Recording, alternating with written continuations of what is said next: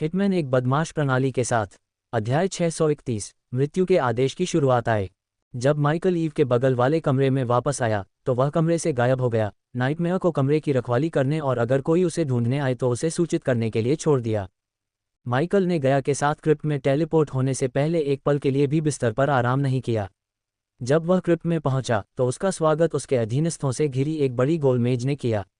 उसने जो पहले देखा था उसके विपरीत क्रिप्ट साफ और बेदाग था।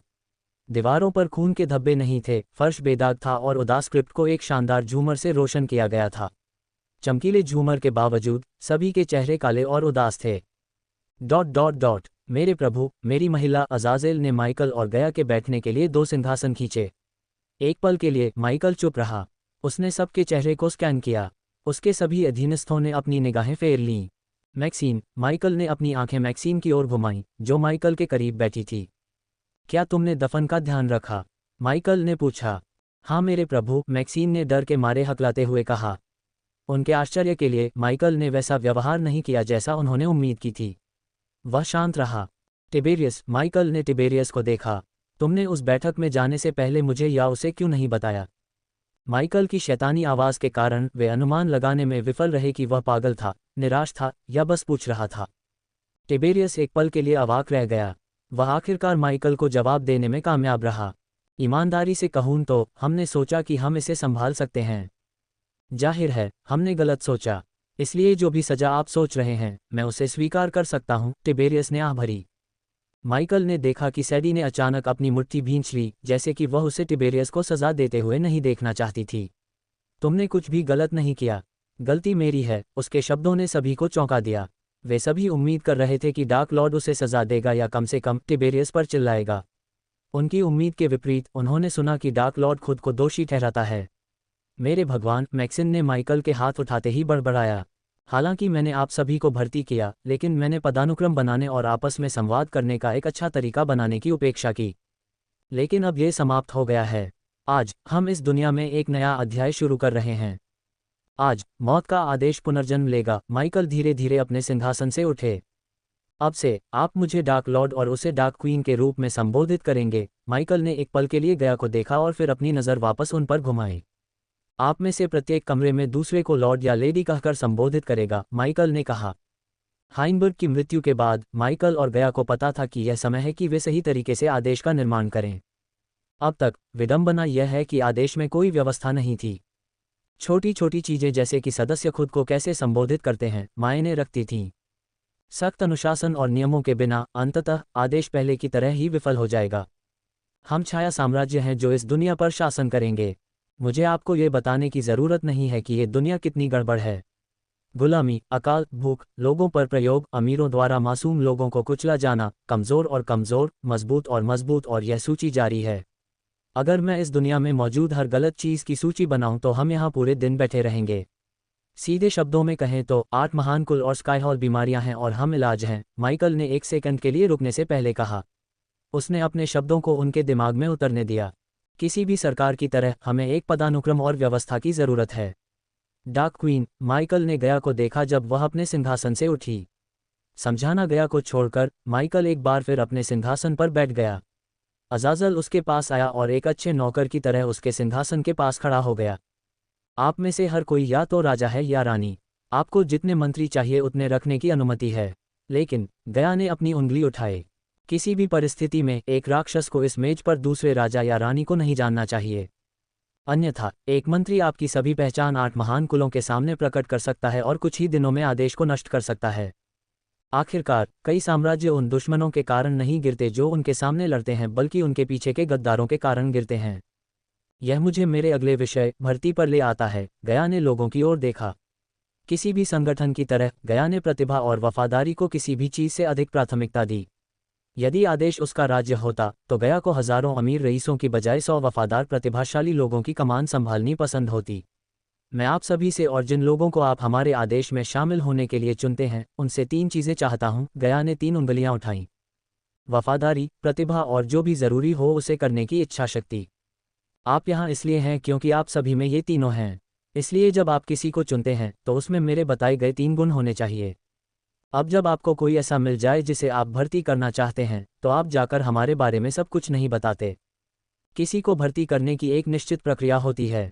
प्रक्रिया समझाने से पहले हमें आपको कुछ कार्य सौंपने होंगे।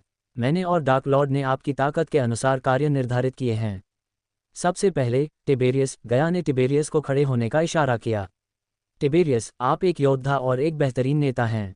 आपने गुलामी के खिलाफ लड़ाई लड़ी और थोड़े समय में आपने सभी स्वतंत्रता सेनानियों के लिए एक सुरक्षित आश्रय बनाया है। जल्द ही आदेश आपको दक्षिणी महाद्वीप से गुलामी को पूरी तरह से मिटाने में मदद करेगा। डार्क क्वीन की बात सुनकर टिबेरियस डार्क लॉर्ड के प्रति कृतज्ञता महसूस करने से खुद को रोक नहीं पाया। जैसा कि डार्क लॉर्ड ने उससे वादा किया था, उसने टिबेरियस को सैकड़ों गुलामों को रईसों से मुक्त करने में मदद की और कईस के माध्यम से सभी स्वतंत्रता सेनानियों के लिए एक संपूर्ण राज्य बनाने में उसकी मदद की। डार्क लॉर्ड की बदौलत अब सभी गुलामों के पास एक गंतव्य था, एक ऐसी जगह जहां वे रईसों के डर के बिना आज़ाद हो सकते थे। लेकिन उसका वचन अभी भी पूरा नहीं हुआ था। जब तक वह आखिरी गुलाम को आज़ाद नहीं कर देता, वह उनके लिए लड़ना बंद नहीं करेगा। डार्क लॉर्ड की मदद से यह कोई सपना नहीं था। तो मैं तुम्हें युद्ध के राजा की उपाधि प्रदान करूंगा। आदेश का सामना करने वाली भूमि पर कोई भी और हर सैन्य या युद्ध से संबंधित चीज तुम्हारे माध्यम से जाएगी। तुम्हें जल्द ही आवश्यक उपकरण और प्रशिक्षण प्राप्त होगा। क्या तुम इस कार्य को स्वीकार करते हो और अपने शरीर के हर तंतु से डार्क लॉर्ड और आदेश की सेवा करते हो? गया ने पूछा। बिना एक शब्द कहे टिबेरियस पीछे हट गया और एक घुटने पर गिर गया। मैं डार्क क्वीन को स्वीकार करता हूँ। अच्छा, गया ने सिर हिलाया। माइकल ने कुछ भी नाटकीय योजना नहीं बनाई थी, लेकिन सब कुछ सरल रखने का फैसला किया। टिबेरियस के अपनी सीट पर वापस जाने के बाद गया ने अपनी निगाह कोरी की ओर घुमाई। बिना एक शब्द बोले कोरी अपनी कुर्सी से उठ गई। कोरी, तुमने एक सेना बनाई और दिमाग वाले समुद्री डाकू लॉर्ड बन गए। टिबेरियस की तरह तुम भी एक बेहतरीन नेता और कप्तान हो। इसलिए मैं तुम्हें और समुद्रों की रानी का नाम देता हूँ। तुम आदेश की नौसेना सेना का नेतृत्व करोगे। क्या तुम इस कार्य को स्वीकार करते हो और अपने शरीर के हर तंतु से डार्क लॉर्ड और आदेश की सेवा करते हो? मैं डार्क क्वीन को स्वीकार करता हूँ। टिबेरियस की तरह कोरी ने भी माइकल के सामने घुटने टेक दिए। अगला आर्या उठ खड़ी हुई। उसके भाई कमरे में मौजूद हर किसी के दबाव से अभिभूत महसूस कर रहे थे। सच कहूं तो उन्हें यकीन नहीं हो रहा था कि उनकी छोटी बहन डार्क लॉर्ड के अधीन एक हत्यारा बन गई है। हालांकि वे डार्क लॉर्ड के लिए आभारी महसूस करते थे, फिर भी उन्हें अपनी बहन की सुरक्षा के बारे में कुछ चिंताएं थीं। मुझे आपको फिर से यह बताने की ज़रूरत नहीं है कि डार्क लॉर्ड ने आपके साथ क्या किया। उसने आपके भाइयों को वापस जिंदा कर दिया। वह आपके लिए भगवान है। मैं डार्क लॉर्ड और डार्क क्वीन की हमेशा आभारी रहूंगी, आर्या ने आत्मविश्वास से कहा। लोगों को मारने से कोमल नाजुक लड़की एक प्रभावशाली हत्यारे में बदल गई थी जो डार्क लॉर्ड और डार्क क्वीन के अलावा किसी से नहीं डरती थी। डार्क लॉर्ड और मैंने तुम्हें तब तक प्रशिक्षित करने का फैसला किया है जब तक तुम इस पूरी दुनिया में सबसे खतरनाक हत्यारे नहीं बन जाते। उस समय तुम हत्यारे गिल्ड का नेतृत्व करोगे जिसे आदेश बनाएगा। इसलिए मैं तुम्हें छाया की रानी नाम देता हूँ। तुम्हें जल्द ही आदेश मिलेंगे। क्या तुम कार्य स्वीकार करते हो और अपने शरीर के हर तंतु से डार्क लॉर्ड और आदेश की सेवा करते हो? गया ने पूछा। जैसा कि सभी को उम्मीद थी, आर्या एक घुटने पर बैठ गई, लेकिन दूसरों के विपरीत उसने अपना खंजर निकाला जिससे उसकी हथेली कट गई। मेरा जीवन डार्क लॉर्ड, डार्क क्वीन की आज्ञा के लिए तुम्हारा है। अच्छा, लेकिन चलो जल्द ही मरने के बारे में नहीं सोचते। आप में से हर कोई डार्क लॉर्ड के अधीन अमर हो जाएगा। गया ने अपने शब्दों से सभी को चौंका दिया, लेकिन किसी ने उससे सवाल करने की हिम्मत नहीं की। जब कईस ने डार्क क्वीन के होठों पर अपना नाम सुना तो वह कांप उठा। लंबे समय तक उनकी सेवा करने के बाद भी वह अभी भी उनसे डरता था। वह धीरे धीरे अपनी कुर्सी से उठा। अंदर ही अंदर बूढ़े आदमी को इस आदेश में शामिल होने की खुशी महसूस हुई। ये जीवन में एक बार मिलने वाला अवसर था और उसने इसका फायदा उठाने की योजना बनाई। एक सेनेटर से लेकर 2 राज्यों को नियंत्रित करने वाले व्यक्ति तक, आपने हमारी अच्छी सेवा की है। दक्षिणी महाद्वीप पर समृद्धि लाने के लिए आपसे बेहतर कोई और नहीं हो सकता। इसलिए मैं आपको दक्षिणी महाद्वीप का राजा घोषित करता हूँ। आपके सामने मौजूद भारी काम के बावजूद हमें विश्वास है कि आप हमें निराश नहीं करेंगे। क्या आप इस काम को स्वीकार करते हैं और अपने शरीर के हर रेशे से डार्क लॉर्ड और आदेश की सेवा करते हैं?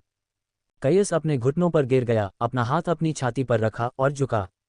मैं तुम्हें निराश नहीं करूंगा डार्क लॉर्ड, डार्क क्वीन। गया और माइकल ने सिर हिलाया। कईस के बाद दुलार ने डार्क क्वीन को सीधे उसकी ओर देखते हुए देखा। उसने कमरे में सभी से ज्यादा समय तक डार्क लॉर्ड की सेवा की। उस पल से लेकर जब उसने डार्क लॉर्ड को नेदर दायरे में एक इंसान को मारते देखा, तब से लेकर इस पल तक सब कुछ उसे एक सपने जैसा लगा। डार्क लॉर्ड की सेवा करना उसके पूरे जीवन का सबसे अच्छा फैसला था। मान लीजिए उसने डार्क लॉर्ड के प्रस्ताव को अस्वीकार कर दिया होता तो वह या तो मर जाता या बस एक ऑक होता जो कुछ नेदरल्स को बुला सकता था। लेकिन अब वह न केवल मरे हुओं को बुला सकता था बल्कि अल्फा मरे हुओं को खुद भी आदेश दे सकता था। जब वह उठा तो उसने देखा कि दूसरे इंसान उसे विस्मय से देख रहे थे। उसका लंबा कद, हरी मोटी त्वचा और मांसल शरीर ने उनका ध्यान चुंबक की तरह खींचा। तुमने हमारी सबसे लंबे समय तक सेवा की, दुलार। डार्क लॉर्ड की मदद से तुम कई सफलताएं हासिल करने में कामयाब रहे। अब तुम सिर्फ बुलाने वाले नहीं रह गए हो, मैं तुम्हें मरे हुओं का राजा कहता हूँ।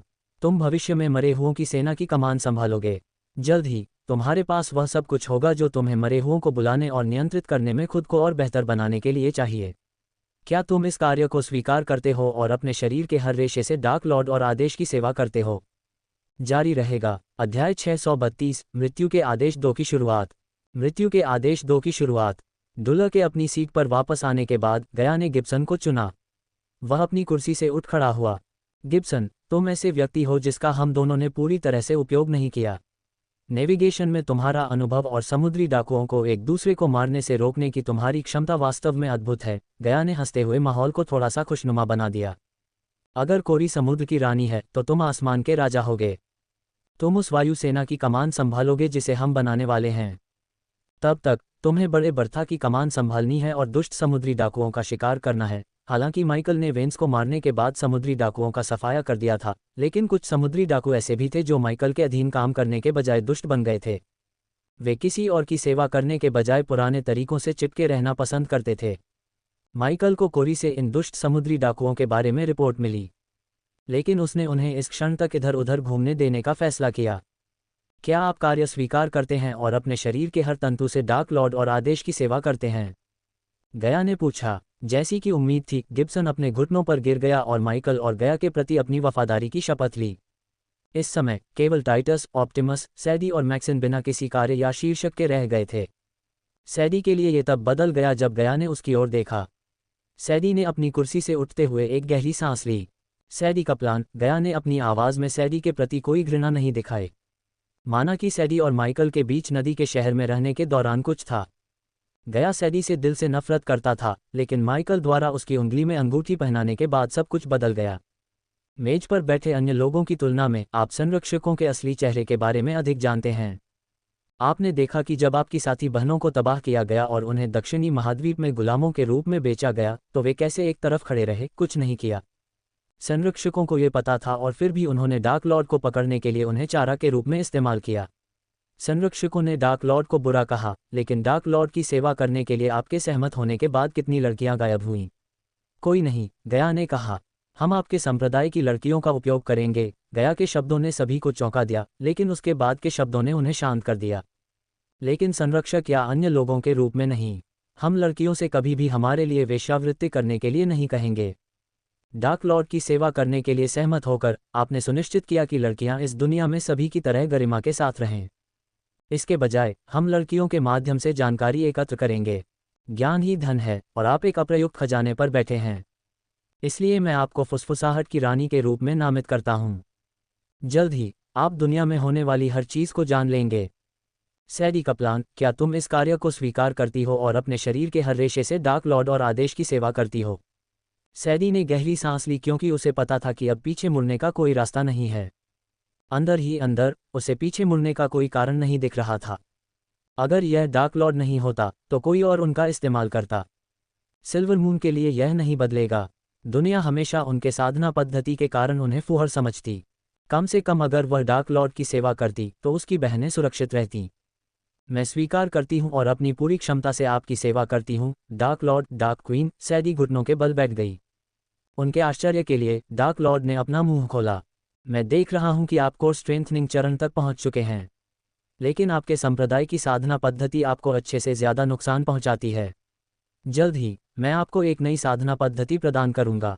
अपने संप्रदाय में इसका परिचय कराओ और हमेशा के लिए वेश्या बनने से रोक लगाओ। सैडी का दिल धड़क उठा। फिर उसकी आंखों में अपने आप पानी आ गया। चूंकि ये शब्द डार्क लॉर्ड द्वारा कहे गए थे, इसलिए वह जानती थी कि यह कोई झूठा वादा नहीं था। अगर कोई खेती करने का नया तरीका दिखा सकता था तो वह वही था। बेशक माइकल ने सैडी से अपने दिल की अच्छाई के कारण पूरी तरह से वादा नहीं किया था, अपने सभी अधीनस्थों में सैडी सबसे महत्वपूर्ण था। वह लॉर्ड इन्फॉर्मेशन की जगह सैडी को ला सकता था और जासूसों का एक शक्तिशाली जाल बना सकता था जो पूरी दुनिया को अपने कब्जे में ले ले। ज्ञान इस दुनिया में एक शक्तिशाली हथियार है अगर कोई इसका इस्तेमाल करना जानता हो। सिल्वर मून लड़कियों का उपयोग करके वह दुनिया के हर कोने से जानकारी निकाल सकता था। रईसों को सुंदर लड़कियों की संगति में बहुमूल्य जानकारी उगलने की आदत थी। एक बार जब उसने हर राज्य में सिल्वर मून संप्रदाय का निर्माण कर लिया तो वे जानकारी के खजाने के रूप में काम करेंगे। अपने स्पाइडर और ड्रोन के साथ सिल्वर मून उनकी सबसे शक्तिशाली संपत्ति हो सकती है। धन्यवाद डार्क लॉर्ड, सैडी ने सिर झुकाया। जिस क्षण माइकल ने सिस्टम को अगले स्तर पर अपग्रेड किया, उसने सिल्वर मून लड़कियों के लिए एक नई खेती तकनीक खरीदने की योजना बनाई। यदि लड़कियां खुद की रक्षा करने के लिए पर्याप्त मजबूत नहीं थीं, तो कई रईस जानवरों की तरह उनका भक्षण करेंगे। मजबूत होने से वे लड़कियां किसी और पर निर्भर होने के बजाय खुद की रक्षा कर सकती थीं। माइकल को यकीन था कि सिस्टम में किसी की वासना को भुनाने के बजाय अन्य तरीकों से उनकी खेती को गति देने के लिए कुछ सुपर शक्तिशाली होगा। सैडी अपनी सीट पर वापस आने के बाद गया ने मैक्सिन की ओर देखा। जब गया मैक्सिन से मिला तो वह इतनी मोटी औरत थी कि मैक्सिन किसी आम आदमी पर लुढ़क कर उसे मार सकती थी। हालांकि कुछ ही क्षणों के बाद वह मोटी औरत कहीं नहीं दिखी। इसके बजाय वे केवल एक फिट युवा महिला को देख सकते थे जिसके पास उसे सुंदर बनाने के लिए पर्याप्त वसा थी। मैक्सिन अपनी कुर्सी से उठी। उसकी आंखें डार्क लॉर्ड और आदेश के प्रति भक्ति से भरी हुई थीं। आदेश और आप हमारे प्रति कितने वफादार हैं। मुझे कोई संदेह नहीं है कि हम आपको जो भी कार्य देंगे आप गर्व और खुशी के साथ हमारी सेवा करेंगे। गया ने मैक्सिन के कंधे पर थपथपाया क्योंकि मैक्सिन खुशी के आंसू बहा रही थी। मैं ऐसी प्रशंसा के योग्य नहीं हूँ डार्क क्वीन, आप हैं मैक्सिन, इसलिए मैं आपको शक्ति की रानी का नाम दे रहा हूँ। स्टॉर्मविले पर्वत में आप जो कर रहे हैं वह बहुत महत्वपूर्ण है। मैंने आपको शक्ति की रानी का नाम इसलिए दिया क्योंकि आपका कार्य हॉल में मौजूद लोगों सहित सभी को मजबूत और अधिक शक्तिशाली बना सकता है और बनाएगा। जल्द ही आपको और अधिक डिवाइस बनाने के लिए आवश्यक उपकरण प्राप्त होंगे जो सभी को खेती करने में सक्षम बनाएंगे, यहाँ तक कि शून्य रेखा के अंदर भी वे सभी काम उठे। इस क्षण तक केवल मैक्सिन, टिबेरियस और कोरी को ही वह डिवाइस मिली थी जो अंतरिक्ष के छल्लों तक पहुंचने या आग के एक छोटे गोले को बनाने जैसे सरल कार्यों को करने के लिए आग ऊर्जा क्रिस्टल का उपयोग करती है। हालांकि माइकल ने अपने अधीनस्थों को एलिडर की मदद से खेती करने में सक्षम बनाने के लिए बेहतर डिवाइस बनाने की योजना बनाई। अब जब उसने हाइड्रा के साथ एक सौदा किया था तो उसे इसे जगाने की चिंता नहीं थी। वह स्टॉर्मविले पर्वत को और गहराई तक खनन करने के लिए विशेष खनन उपकरण भी भेज सकता था। एक बार जब उसने इन उपकरणों का निर्माण कर लिया तो उसके अधीनस्थ खेती कर सकते थे चाहे वे शून्य रेखा के अंदर हो या बाहर। क्या तुम इस कार्य को स्वीकार करते हो और अपने शरीर के हर तंतु से डार्क लॉर्ड और आदेश की सेवा करते हो? मैक्सिन तुरंत एक घुटने पर गिर गई। जब तक मैं अपनी आखिरी सांस नहीं ले लेता डार्क क्वीन, माइकल ने सिर हिलाया। सभी के बीच वह सबसे वफादार अधीनस्थ थी। सच कहूं तो माइकल मैक्सिन जैसी मेहनती वफादार अधीनस्थ पाकर खुद को भाग्यशाली मानता था।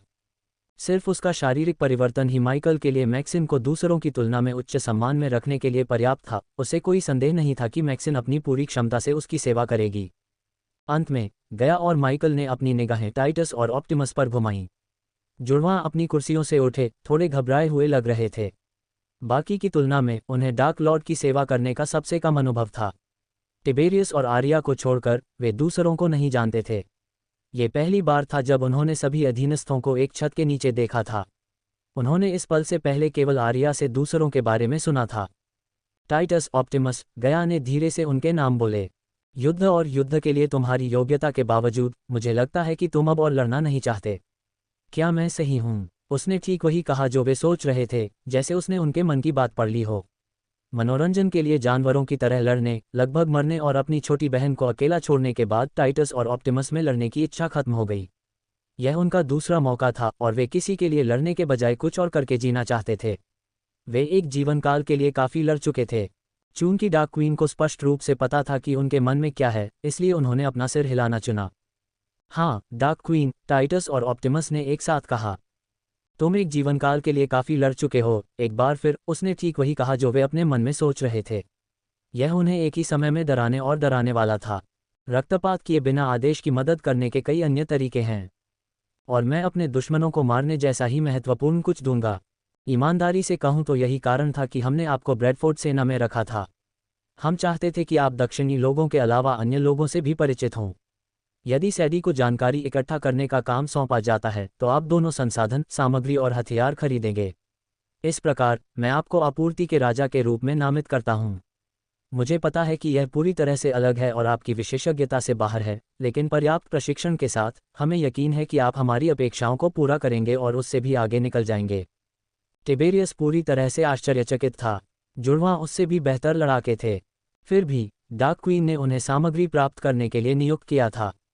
यह उसे प्रतिभा की बर्बादी जैसा लगा, लेकिन डार्क लॉर्ड को जानते हुए यह विश्वास करना कठिन था कि उसने कोई गलती की थी। टिबेरियस को आश्चर्य हुआ। जुड़वां और आर्या राहत महसूस कर रहे थे और खुश भी। तो मुझे बताओ टाइटस और ऑप्टिमस, क्या तुम कार्य स्वीकार करते हो और अपने शरीर के हर तंतु के साथ डार्क लॉर्ड और आदेश की सेवा करते हो? हम तहे दिल से स्वीकार करते हैं, डार्क क्वीन। जुड़वां एक घुटने पर गिर गए, अपने हाथों को छाती पर रख लिया। अध्याय 633, सिस्टम संस्करण 6.0। जब सब कुछ कहा और किया गया तो माइकल ने अपनी कलाई हिलाई। मेज पर हर एक के सामने एक लकड़ी का बक्सा प्रकट हुआ। इसे खोलो, गया ने कहा। अधीनस्थों ने एक पल के लिए अपने सामने लकड़ी के बक्से को देखा। उनके ऊपर सन्नाटा छा गया। आखिरकार उन्होंने लकड़ी के बक्से को खोला और एक फीकी दिखने वाली चांदी की चेन देखी, जिसमें स्पाइडर पेंडेंट लगा हुआ था, एक अंगूठी, एक छोटी ट्यूबलर वस्तु और एक छोटा आर्क एनर्जी क्रिस्टल था। चेन पहनो और अंगूठी पहनो, गया ने उन्हें निर्देश दिया। जब उन्होंने वही किया जो उन्हें बताया गया था, तो गया ने ये बताना शुरू किया कि उन्होंने पेंडेंट और स्पेस रिंग क्यों दी। चेन से जुड़ा वह स्पाइडर पेंडेंट हमें वह देखने देता है जो आप देख रहे हैं। गया ने अपना हाथ हिलाया क्योंकि हाथ में पकड़े जाने वाले दर्पण प्रत्येक अधीनस्थ के सामने प्रकट हुए। उन्होंने देखा कि दर्पण वही दिखा रहे थे जो वे देख रहे थे। उनमें से कुछ ने स्पाइडर को इधर उधर घुमाया। उनके दर्पणों में दृश्य बदल गया। मैक्सिन को छोड़कर, जो स्पाइडर्स के बारे में जानती थी, बाकी सभी स्तब्ध थे। आपको स्पाइडर को हर समय पहनना है, सिवाय तब जब आप गोपनीयता चाहते हैं। लेकिन आपको अज़ाज़ेल को सूचित करना होगा। उससे कैसे संपर्क करें? ईयरपीस को अपने कान में लगाएं। गया ने अपने हाथ खोले और सभी को ईयरपीस दिखाया। अधीनस्थों ने बॉक्स से ईयरपीस लेने और उसे अपने कानों में लगाने से पहले सिर हिलाया। अपना हाथ आर्क एनर्जी क्रिस्टल पर रखें। अधीनस्थों ने एक एक करके लकड़ी के बॉक्स के तल पर पड़े चमकते नीले क्रिस्टल को पकड़ लिया। सैडी ने क्रिस्टल को छूने पर सबसे पहले अपने शरीर में एक स्टोरेज सनसनी महसूस की। कुछ सेकंड बाद उसकी आंखें चौड़ी हो गईं। आर्क एनर्जी की एक किरण उसकी नसों में बह गई। उसे अपनी उंगली पर स्पेस रिंग और अपने कान में लगाए गए ईयरपीस से जुड़ाव महसूस हुआ। बाकी लोगों से अलग, सैडी आर्क एनर्जी की भावना जानती थी। इसलिए बिना किसी संदेह के वह बता सकती थी कि उसने अभी अभी शून्य रेखा के भीतर आर्क एनर्जी महसूस की है। हालांकि दूसरों को अजीब अनुभूति महसूस होने में अधिक समय लगा, लेकिन सभी के चेहरे पर एक जैसे स्तब्ध भाव थे। ये डिवाइस आपको अज़ाज़ेल से संवाद करने देगी। गया के शब्द उनके सिर के अंदर गूंज रहे थे। गया के शब्द फुसफुसाहट की तरह लग रहे थे, लेकिन अधीनस्थों ने उनमें से प्रत्येक को स्पष्ट रूप से सुना। उन्हें ये समझने में कई सेकंड लग गए कि उनके कान में डिवाइस से शब्द आ रहे हैं। अब मुझे पता है कि आप में से ज़्यादातर लोग आर्क एनर्जी की भावना से परिचित नहीं हैं, लेकिन संदेश भेजने के लिए अपने दिमाग को एकाग्र करने की कोशिश करें। ईयरपीस के साथ जुड़ाव महसूस करें। अपना नाम बोलें। सैडी। सैडी ने अज़ाज़ेल की ओर देखते हुए संदेश भेजा। जब बूढ़े बटलर ने सिर हिलाया तो उसके चेहरे पर एक हल्की मुस्कान आ गई। एक एक करके सभी अधीनस्थों ने सफलतापूर्वक संदेश भेजा। बेशक कुछ असफल रहे, लेकिन गया तब तक आगे नहीं बढ़ा जब तक कि सभी ने सफलतापूर्वक ईयरपीस में बात नहीं की। उन्होंने ये कर दिखाया, मेरी महिला। अज़ाज़ेल ने गया को सूचित किया। उसके दिल में गर्व की एक झलक थी। हालांकि यह एक बहुत ही सरल काम था, लेकिन गया संचार के गंभीर महत्व को अच्छी तरह से जानता था। चांदी की चेन और ईयरपीस के साथ अधीनस्थ कभी भी अज़ाज़ेल से संपर्क कर सकते थे। तुम्हें हर महीने इस दिन बुलाया जाएगा। किसी भी हालत में आपको इस सभा में शामिल नहीं होना चाहिए जब तक कि आप मर न जाएं। गया की आवाज़ एक पल के लिए ठंडी हो गई। चूंकि आप सभी राजा और रानी हैं, इसलिए आपको अपना काम करने के लिए मंत्रियों और अनुचरों की ज़रूरत है। अगली सभा से आप उन लोगों की प्रोफाइल हमारे पास भेज सकते हैं जिन्हें आप भर्ती करना चाहते हैं। इसके अलावा ये बिना कहे ही समझ में आता है, यदि आप आदेश या डार्क लॉर्ड के बारे में एक भी शब्द बोलते हैं तो मैं आपको मरने की इच्छा करने पर मजबूर कर दूंगा। वे सभी हवा में अचानक ठंडक महसूस कर सकते थे। यदि आपके पास कोई प्रश्न या विचार है तो आप अभी बोलने के लिए स्वतंत्र हैं, गया ने कहा। कई सेकंड के बाद वह अपने सिंहासन पर बैठी। टिबेरियस ने अपना गला साफ किया। वह खड़ा हुआ। डार्क लॉर्ड, हमें क्विंस और हाइनबर्ग को मारने वाले हत्यारे के बारे में क्या करना चाहिए? अधीनस्थों ने डार्क लॉर्ड की ओर अपनी निगाहें घुमाईं, उनका जवाब सुनने की उम्मीद में। यह आपका पहला कार्य है, माइकल ने धीरे से कहा। अपने साथी सदस्य के साथ समन्वय करें, क्विंस का पता लगाएं, और केवल तभी जब आप उसे मार नहीं सकते। बैकअप के लिए अज़ाज़ेल से संपर्क करें। माइकल ने अपनी उंगली उठाई। आज से प्रशिक्षण पहिए बंद हैं। टिबेरियस ने अपनी आंखों में पूरी तरह से हत्या करने के इरादे से सिर हिलाया। टिबेरियस के बैठने के बाद कोरी अपनी कुर्सी से उठी। मेरी मूर्खता के लिए मुझे माफ़ करें डार्क लॉर्ड, लेकिन हमारे कार्य क्या हैं? कोरी ने खरोंचा उसके सिर पर। उसे उपाधियां पाकर गर्व और खुशी होती थी, लेकिन उन्होंने उसे यह नहीं बताया कि आगे क्या करना है। सच कहूं तो कोरी को बिल्कुल भी पता नहीं था। आप समुद्र की रानी हैं। अपने क्षेत्र को मजबूत करने के लिए जो भी आप करना चाहें और कर सकें, करें। ये सभी के लिए है। खुद को और अपने क्षेत्र को मजबूत करें। बेहतर बने, सर्वश्रेष्ठ बने। माइकल की मोटी आवाज़ हॉल में गूंज उठी। उसके शब्दों से उन्हें अपने भविष्य के बारे में कुछ विचार आने लगे। जब आपको मदद या किसी और की विशेषज्ञता की ज़रूरत हो तो अपने साथी सदस्यों के साथ समन्वय करें। इसे याद रखें। माइकल अपने सिंहासन से उठे। उन्होंने कुछ क्षणों के लिए अधीनस्थों पर नज़र डाली। टेबल पर आपके आसपास के लोग आपका परिवार हैं। इसे अपने दिमाग में गहराई से उकेर लें। समझे? अधीनस्थों ने अपना सिर ऊपर नीचे हिलाया। अगर आपके पास कहने को कुछ नहीं है तो आप जा सकते हैं, गया ने कहा। वे सभी बिना कुछ कहे चुप रहे। इस प्रकार माइकल ने सिस्टम को उन्हें वापस वहीं टेलीपोर्ट करने की इच्छा जताई जहां से वे आए थे। अधीनस्थों के क्रिप्ट से चले जाने के बाद माइकल ने सिंहासन पर गिरने से पहले गहरी सांस छोड़ी। कई सेकंड के लिए सन्नाटा छा गया। माइकल ने खाली हॉल और टेबल के चारों ओर खाली कुर्सियों को देखा। उसे गर्व महसूस हुआ। उसके दिल में उपलब्धि की एक अजीब सी भावना उभरी। ये ठीक रहा। माइकल ने अपना मुखौटा हटाया, उसे टेबल पर फेंक दिया और अपने पैर ऊपर रख दिए। अज़ाज़ेल, माइकल ने अपने दानव बटलर को बुलाया। वह माइकल की आंखों के सामने खड़े होने के लिए सिंहासन के चारों ओर चला गया। आप हमारे और व्यवस्था के लिए अधिक महत्वपूर्ण हैं। मुझे उम्मीद है कि आप ये जानते होंगे, माइकल ने कहा। हालांकि माइकल ने अज़ाज़ेल को अपने साथ बांध लिया था, लेकिन दानव का अपना व्यक्तित्व और विचार थे। वह एक रोबोट नहीं था जिसे समय के अंत तक उसकी सेवा करने के लिए प्रोग्राम किया गया था। ये परेशानी की बात होगी अगर दानव बटलर को लगे कि वह अन्य अधीनस्थों की तरह महत्वपूर्ण नहीं है। इसलिए माइकल दानव बटलर के ऐसा सोचने से पहले ही सब कुछ साफ कर देना चाहता था। मैं सम्मानित महसूस कर रहा हूँ मेरे प्रभु। अज़ाज़ेल के शब्दों और उसकी आंखों में नज़र ने माइकल को संतुष्ट कर दिया। अंधेरे जंगल में वापस जाओ और अधीनस्थों पर नज़र रखो। जैसा तुम चाहो, अज़ाज़ेल ने झुककर कहा। अज़ाज़ेल को विदा करने के बाद माइकल ने अपना हाथ हिलाया क्योंकि मेज पर सोने के सिक्कों का ढेर दिखाई दिया। सोने के सिक्कों के ढेर ने अपनी चमकदार सोने की रोशनी से जगह को रोशन कर दिया। तुम क्या करने जा रहे हो? गया ने पूछा। ढेरों को देखकर गया को पता चल गया कि कम से कम 10 मिलियन सोने के सिक्के हैं। उसका अनुमान बिल्कुल सही था। सोने के सिक्कों के ढेर में ठीक 10 मिलियन सोने के सिक्के थे। उन्हें शक्ति में बदलना, माइकल ने शांति से कहा। चूंकि वे हॉल में अकेले थे इसलिए उसने अपनी राक्षसी आवाज़ का इस्तेमाल नहीं किया। गया की उत्सुक निगाहों के नीचे माइकल ने अपना हाथ हिलाया। उसके शरीर से एक चमकदार रोशनी निकली जो सिक्कों को ढंक रही थी। रोशनी ने सिक्कों को निगल लिया और कुछ ही पलों में सभी सिक्कों के साथ रोशनी भी गायब हो गई। गया चौंक गया, लेकिन जब उसने अपना सिर घुमाया तो उसने उसके चेहरे पर मुस्कान देखी। सिस्टम, आपको खुद को अपग्रेड करने में कितना समय लगेगा? आखिरकार सिस्टम ने कहा, जैसे कि वह इंतजार करते करते थक गया हो। 3 घंटे। इस दौरान होस्ट सिस्टम का इस्तेमाल नहीं कर पाएगा, सिस्टम ने कहा। करो, माइकल ने सिस्टम को आदेश दिया। 3 लाख बदमाशों के साथ अंक। सोने के सिक्कों को बदलने से उसे मिले 4 लाख बदमाश अंक कुल 7 लाख बदमाश अंक जोड़ देते हैं। जैसे ही माइकल ने आदेश दिया, बदमाश अंक 7 लाख से घटकर 1 लाख हो गए। बदमाश अंक खोने और एक झटके में 10 मिलियन खर्च करने के बावजूद माइकल मुस्कुराया। आखिरकार सिस्टम को अपग्रेड करने से उसे राहत मिली। सोने के सिक्के गायब होते देख गया ने अपनी भौहें सिकोड़ लीं।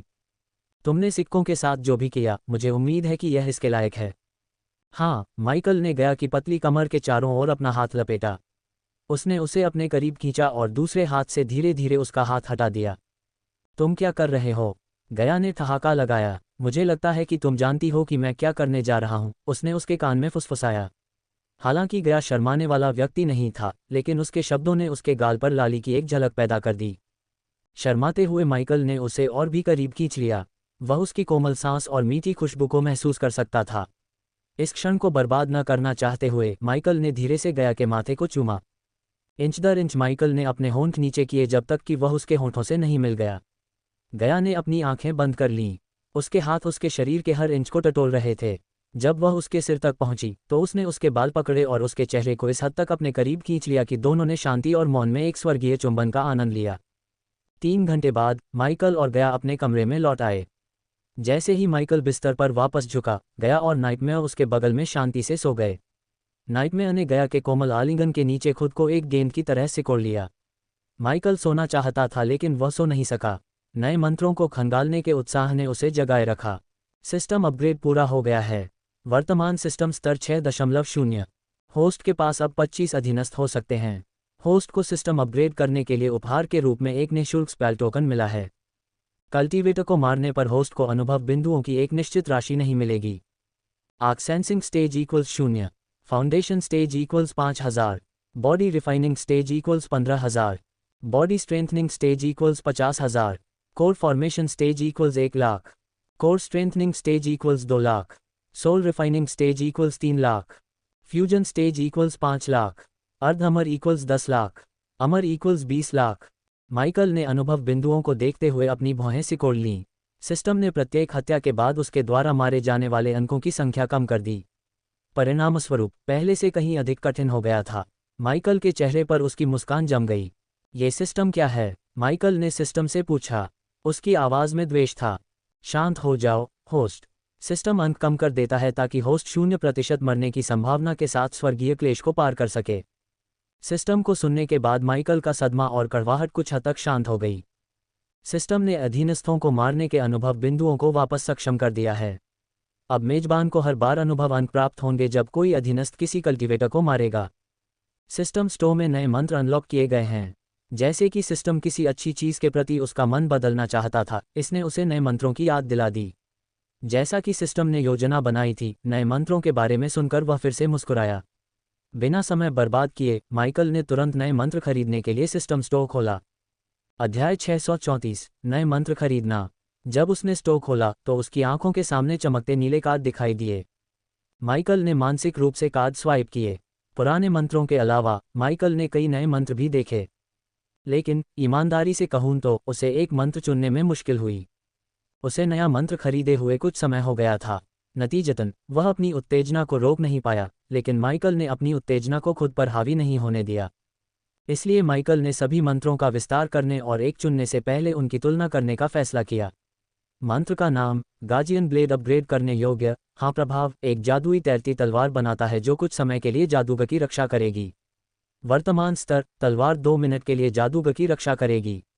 कोर फॉर्मेशन चरण से ऊपर के किसी भी व्यक्ति को 50% कम क्षति होगी। मंत्र का नाम लाइटनिंग शील्ड अपग्रेडेबल। हाँ, प्रभाव विद्युत ऊर्जा का अवरोध बनाता है। वर्तमान स्तर lightning shield body strengthening stage से नीचे या उस पर किसी भी जादुई और शारीरिक हमले को अवशोषित कर लेगा। मंत्र का नाम सिलनेस अपग्रेडेबल। हाँ, प्रभाव एक बुलबुला बनाता है जिसमें समय थोड़े समय के लिए रुक जाता है। वर्तमान स्तर बुलबुला 5 सेकंड तक रहता है। प्रभाव का क्षेत्र 0.5 मीटर त्रिज्या है। डॉट मंत्र का नाम स्टारफायर अपग्रेडेबल। हाँ, प्रभाव उग्र ऊर्जा का एक हथियार बनाता है। वर्तमान स्तर अग्नि तलवार की अवधि 1 मिनट है। कोर फॉर्मेशन स्टेज से ऊपर के किसी भी व्यक्ति को 50% कम नुकसान होगा। मंत्र का नाम दानव का क्रोध अपग्रेड करने योग्य। हाँ, प्रभाव शक्तिशाली डार्क प्लाज्मा ऊर्जा की किरण बनाता है। वर्तमान स्तर बीम को एक हाथ से दागा जा सकता है। बचाव के बावजूद कोर फॉर्मेशन स्टेज पर या उससे नीचे के किसी भी व्यक्ति को तुरंत मारा जा सकता है। कोर फॉर्मेशन स्टेज से ऊपर के किसी भी व्यक्ति को 65% कम नुकसान होगा। मंत्र का नाम अल्टेरारो वल्गैक्टो अपग्रेड करने योग्य नहीं। प्रभाव एक अलग आयाम के लिए एक राक्षसी पोर्टल बनाता है। मंत्र का नाम आइज ऑफ डूम अपग्रेड करने योग्य। हाँ, प्रभाव आंखों में डार्क एनर्जी को स्टोर करने और इसे ब्लैक ऑप्टिक ब्लास्ट में उत्सर्जित करने की क्षमता। वर्तमान स्तर कोर फॉर्मेशन स्टेज पर या उससे नीचे के किसी भी व्यक्ति को तुरंत भेदने में सक्षम। उसके दिल में उत्साह की एक अजीब सी भावना उठी। वह बिना सोचे समझे कोई मंत्र नहीं चुन सकता था। हर एक मंत्र इतना शक्तिशाली और उपयोगी लग रहा था, यहाँ तक कि गार्जियन ब्लेड और स्टारफायर भी। कौन सा? माइकल ने खुद से पूछा। एक गहन विचार के बाद माइकल ने अपना हाथ हिलाया और गार्जियन ब्लेड और स्टारफायर को हटा दिया। हालांकि वे 2 मंत्र शक्तिशाली लग रहे थे, खासकर जब उसने उन्हें अपग्रेड किया, माइकल को फिलहाल उनका कोई उपयोग नहीं दिख रहा था। जब वह डूमब्रिंगर और इग्निटा का उपयोग कर सकता था, तो उसके पास आज्ञा ऊर्जा से बनी तलवार क्यों होनी चाहिए? बाकी की तुलना में वे मंत्र सबसे खराब लग रहे थे। शेष 5 मंत्र उसकी आंखों के सामने तैर गए। उनमें से प्रत्येक अद्वितीय, शक्तिशाली था और उसका अपना उपयोग था। कुछ वर्तमान स्तर पर कमज़ोर लग सकते हैं, लेकिन माइकल जानता था कि उन्हें अपग्रेड करने के बाद वे बहुत शक्तिशाली हो जाएंगे। वह मौजूदा 5 में से किसी एक मंत्र को मुश्किल से हटा सकता था। उसके पास मुफ्त मंत्र पाने के लिए केवल एक टिकट था, इसलिए वह इसे बर्बाद नहीं करना चाहता था। कुछ मिनटों के लिए माइकल ने कल्पना की कि वह प्रत्येक मंत्र का उपयोग कर रहा है। उसने मंत्रों का परीक्षण करने के लिए अपने मन में अनगिनत परिदृश्य बनाए। मैं स्क्रॉल खरीद सकता हूं और दुनिया में पोर्टल का उपयोग करके क्षेत्रों के बीच जा सकता हूं। इसलिए मैं अल्टेरारो वल्गैक्टो को हटा सकता हूं। माइकल ने अपना हाथ हिलाया क्योंकि पोर्टल मंत्र उसकी दृष्टि से गायब हो गया। जैसा कि माइकल ने सोचा था, कई पोर्टल अन्य आयामों और क्षेत्रों से जुड़े थे। पर्याप्त सोने के सिक्कों और संपर्क के साथ कोई भी इन पोर्टल का उपयोग क्षेत्रों के बीच यात्रा करने के लिए कर सकता है। उदाहरण के लिए, गया ने अग्नि क्षेत्र की यात्रा करने के लिए ऐसे पोर्टल का उपयोग किया। अन्य मंत्रों के विपरीत, पोर्टल मंत्र को दुनिया के पोर्टलों द्वारा प्रतिस्थापित किया जा सकता है। इसलिए माइकल ने पोर्टल मंत्र को हटाने का फैसला किया। इसके बाद उसने एक बार फिर अपने सामने मौजूद मंत्रों पर ध्यान केंद्रित किया। अपने घोस्ट व्यक्तित्व में उसके पास आक्रामक और रक्षात्मक दोनों मंत्र थे। इसके अतिरिक्त उसके पास शारीरिक हमलों से खुद को बचाने के लिए काली ढाल भी थी। हालांकि जब उसके डार्क लॉर्ड रूप की बात आती है तो उसके पास कोई भी अनूठा मंत्र नहीं था। वह घोस्ट के मंत्रों का उपयोग कर रहा था और शर्त लगा रहा था कि उसके दुश्मन बच नहीं पाएंगे। यदि कोई डार्क लॉर्ड से लड़ता है और बच निकलता है तो वे अंततः मंत्रों का उपयोग करके घोस्ट को डार्क लॉर्ड से जोड़ सकते हैं। डार्क लॉर्ड की यह एक बड़ी कमजोरी थी। इस कमजोरी को सुधारने के लिए माइकल जानता था कि उसे कम से कम एक आक्रामक और रक्षात्मक मंत्र खरीदना चाहिए जो डार्क लॉर्ड के लिए अद्वितीय हो। उसकी नज़र सिलनेस नामक मंत्र पर टिकी हुई थी। भले ही मंत्र की अवधि 5 सेकंड की थी और प्रभाव का क्षेत्र छोटा था, लेकिन मंत्र का प्रभाव खेल को बदलने वाला था। सही हथियार और कौशल के साथ माइकल किसी को भी मार सकता था और लड़ाई का रुख बदल सकता था। सीधे शब्दों में कहें तो मंत्र उसका तुरुप का पत्ता हो सकता है। लेकिन माइकल को मंत्र खरीदने से तुरंत रोकने वाली बात थी उसके पास शक्तिशाली हथियार और आक्रामक मंत्र की कमी। उनके बिना समय को रोकने का कोई मतलब नहीं था। कम से कम अगर माइकल के पास एक टेलीपोर्टेशन मंत्र होता जो उसे युद्ध में होने या न होने की परवाह किए बिना टेलीपोर्ट कर देता, तो वह इसे खरीद लेता। चूंकि ऐसा नहीं था, इसलिए माइकल ने एक गहरी सांस ली और मंत्र को सूची से हटा दिया। फिर भी उसने निकट भविष्य में मंत्र खरीदने का निश्चय किया। 3 मंत्र बाहर हो गए और 3 मंत्र बचे। 3 में से एक रक्षात्मक मंत्र था और बाकी आक्रामक मंत्र थे। उसके दिमाग ने एक बार फिर प्रत्येक मंत्र के फायदे और नुकसान का आकलन करने के लिए परिदृश्य बनाए। उत्तरदायी ढाल होने से लाइटनिंग शील्ड कम से कम इस समय बेमानी हो गई। इसके अलावा उत्तरदायी ढाल अदृश्य थी, इसलिए घोस्ट को डार्क लॉर्ड से जोड़ना थोड़ा मुश्किल हो सकता है। इसके अलावा सबसे अच्छा आक्रमण सबसे अच्छा बचाव था। उन कारणों के कारण माइकल ने लाइटनिंग शील्ड को सूची से हटा दिया। अंत में माइकल से पहले केवल 2 मंत्र थे। मंत्र का नाम दानव का क्रोध, अपग्रेड करने योग्य, हाँ। प्रभाव शक्तिशाली डार्क प्लाज्मा ऊर्जा की किरण बनाता है। वर्तमान स्तर किरण को एक हाथ से दागा जा सकता है। बचाव की परवाह किए बिना कोर फॉर्मेशन स्टेज पर या उससे नीचे के किसी भी व्यक्ति को तुरंत मारा जा सकता है, चाहे बचाव की परवाह किए बिना। कोर फॉर्मेशन स्टेज से ऊपर के किसी भी व्यक्ति को 65% कम क्षति मिलेगी। मंत्र का नाम आइज ऑफ डूम, अपग्रेड करने योग्य, हाँ। प्रभाव आंखों में डार्क एनर्जी को संग्रहित करने और इसे ब्लैक ऑप्टिक ब्लास्ट में उत्सर्जित करने की क्षमता। वर्तमान स्तर बचाव की परवाह किए बिना कोर फॉर्मेशन स्टेज पर या उससे नीचे के किसी भी व्यक्ति को भेदने में सक्षम। कोर फॉर्मेशन स्टेज से ऊपर के किसी भी व्यक्ति को 65% कम क्षति मिलेगी। मंत्रों को डालने पर प्रत्येक मंत्र दूसरे के समान ही परिणाम देगा, लेकिन मंत्रों में जो अंतर था वह उनका रूप था। उदाहरण के लिए, दानव के क्रोध से माइकल अपने हाथ से डार्क प्लाज्मा ऊर्जा का विस्फोट करेगा, जबकि आइज ऑफ डूम उसकी आंखों से ऑप्टिक लेजर विस्फोट करेगा।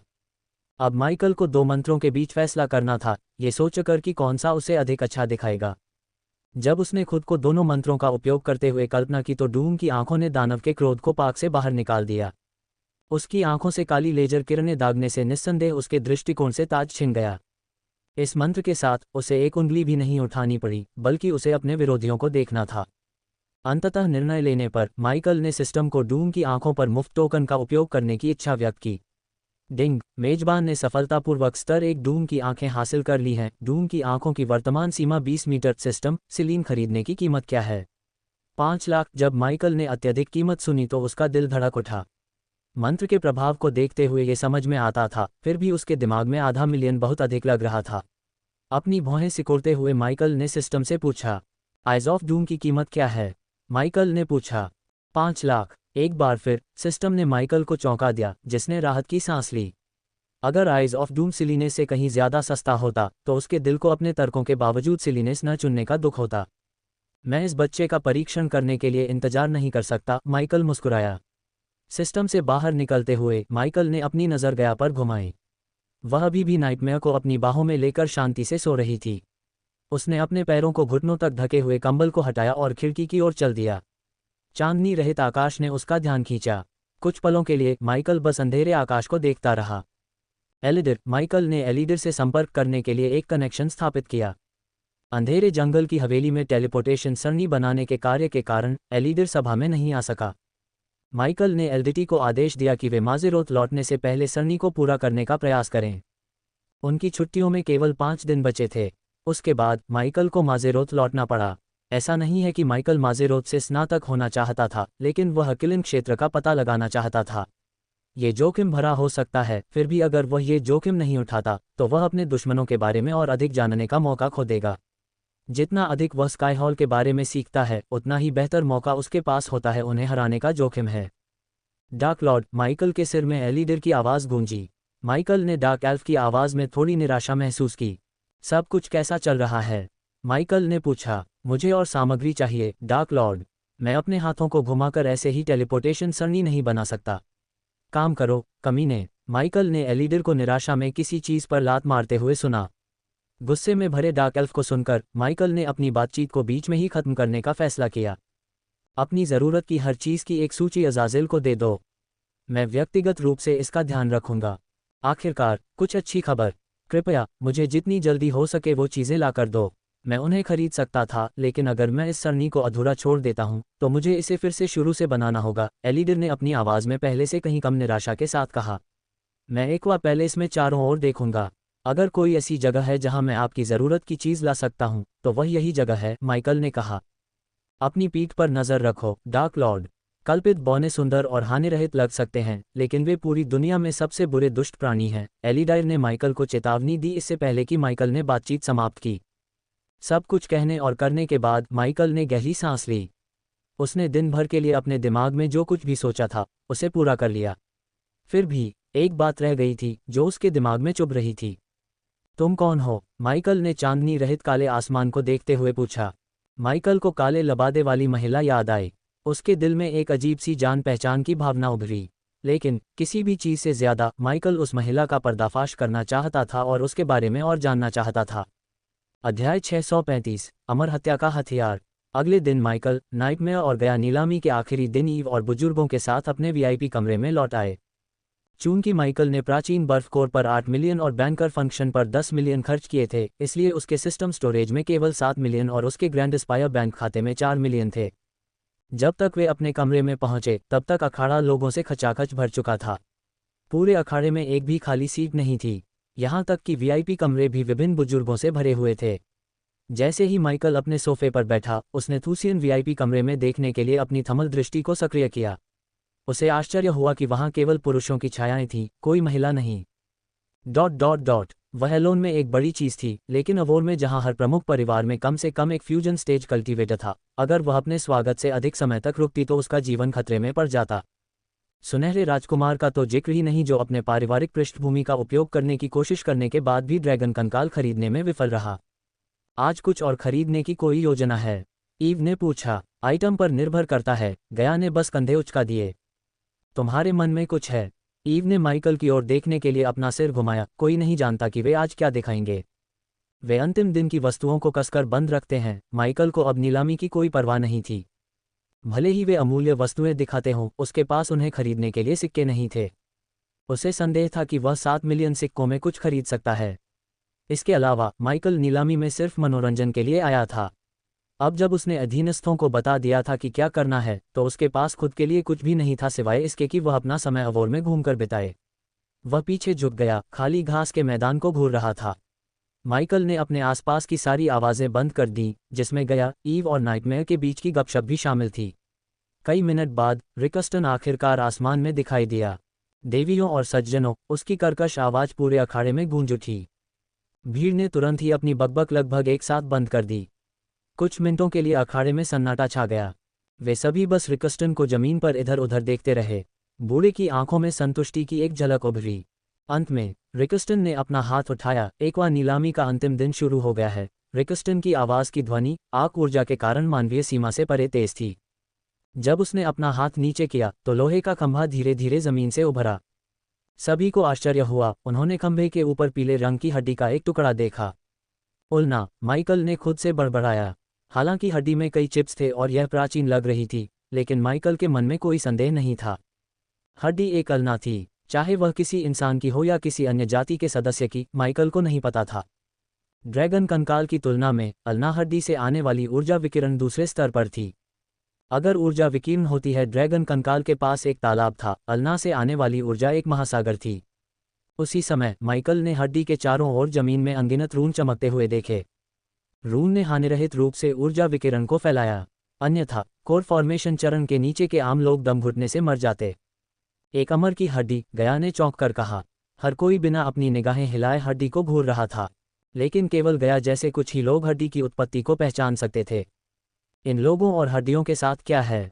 माइकल ने अपनी भौहें सिकुड़ी। ये दूसरी बार था जब माइकल ने भीड़ को चौंकाते हुए हड्डियों को देखा। माइकल को पता नहीं था कि एक्वा पैलेस ने अपने खजाने के शिकारियों को विश्वासघाती महासागर और दानव की कब्र पर भेजा था। ये दोनों जगहें मूल रूप से प्राचीन कब्रिस्तान थीं। उन्हें विश्वासघाती महासागर में ड्रैगन का कंकाल और दानव की कब्र में अमर हड्डी मिली। यह एक खतरनाक अभियान था। एक्वा पैलेस ने कई शक्तिशाली लोगों को खो दिया, लेकिन सी फोल्क्स के आर्कटिक हॉल की बदौलत एक्वा पैलेस में शक्तिशाली लोगों की कोई कमी नहीं थी। भूमि पर रहने वाले साधकों के विपरीत समुद्री लोग युद्धों से बचते थे। वास्तव में समुद्री लोगों ने कई हजार साल पहले सिर्फ एक युद्ध लड़ा था, लेकिन वह युद्ध उन महान युद्धों के आसपास भी नहीं था जिनमें मानव, कल्पित बौने या भूमि पर रहने वाली कोई भी अन्य जाति हताहतों की संख्या में शामिल थी। प्रत्येक युद्ध ने भूमि पर रहने वाले साधकों को समुद्री लोगों से कई 100 साल पीछे कर दिया। यही मुख्य कारण था कि समुद्री लोगों के पास अनगिनत फ्यूजन स्टेज साधक थे, जबकि वे भूमि पर एक दुर्लभ वस्तु थे। कई लोग उत्सुकता से रिकस्टन के स्पष्टीकरण का इंतजार कर रहे थे। देवियों और सज्जनों, यह एक अमर की बांह की हड्डी है। इसमें ड्रैगन कंकाल की तुलना में 20 गुना अधिक ऊर्जा है। जैसा कि आप में से कुछ लोग जानते होंगे, यही वह चीज़ नहीं है जो इस हड्डी या किसी अमर की हड्डी को कलाकृतियों के बीच हीरा बनाती है। रिकस्टन ने लोगों को यह अनुमान लगाने के लिए एक पल के लिए रोका कि अमर की हड्डी इतनी खास क्यों है कि यह राज्यों के बीच युद्ध का कारण बन सकती है। माइकल ने अपनी नज़र गया पर घुमाई, लेकिन इससे पहले कि वह माइकल को जवाब दे पाती, रिकस्टन ने बात जारी रखी। केवल अमर हड्डी से बना हथियार ही दूसरे अमर को मार सकता है। रिकस्टन के एक छोटे से वाक्य ने अखाड़े में अनगिनत लोगों को चौंका दिया था। जो लोग सोचते थे कि अमर को नहीं मारा जा सकता, वे पूरी तरह सदमे में थे, जिसमें माइकल भी शामिल था। माना कि अमर व्यक्ति उम्र बढ़ने, बीमारी और चोटों से पूरी तरह प्रतिरक्षित होता है। क्लेश को पार करने के बाद अर्ध अमर अवस्था में प्रत्येक कदम पर एक ऐसा शरीर होगा जो उपरोक्त सभी से मुक्त होगा। हालांकि इसका मतलब यह नहीं था कि वे अदृश्य थे। मानक हथियार कोई कट नहीं छोड़ते क्योंकि उनके शरीर बहुत मजबूत थे, लेकिन अर्ध अमर या अमर को मारने में सक्षम एकमात्र हथियार अमर की हड्डी से बना हथियार था। अमर हड्डी को कई लोगों द्वारा गिना जाने वाला खजाना बनाता है। रिकस्टन ने एक उंगली उठाई। केवल अमर हड्डी से बना हथियार ही दूसरे अमर को मार सकता है।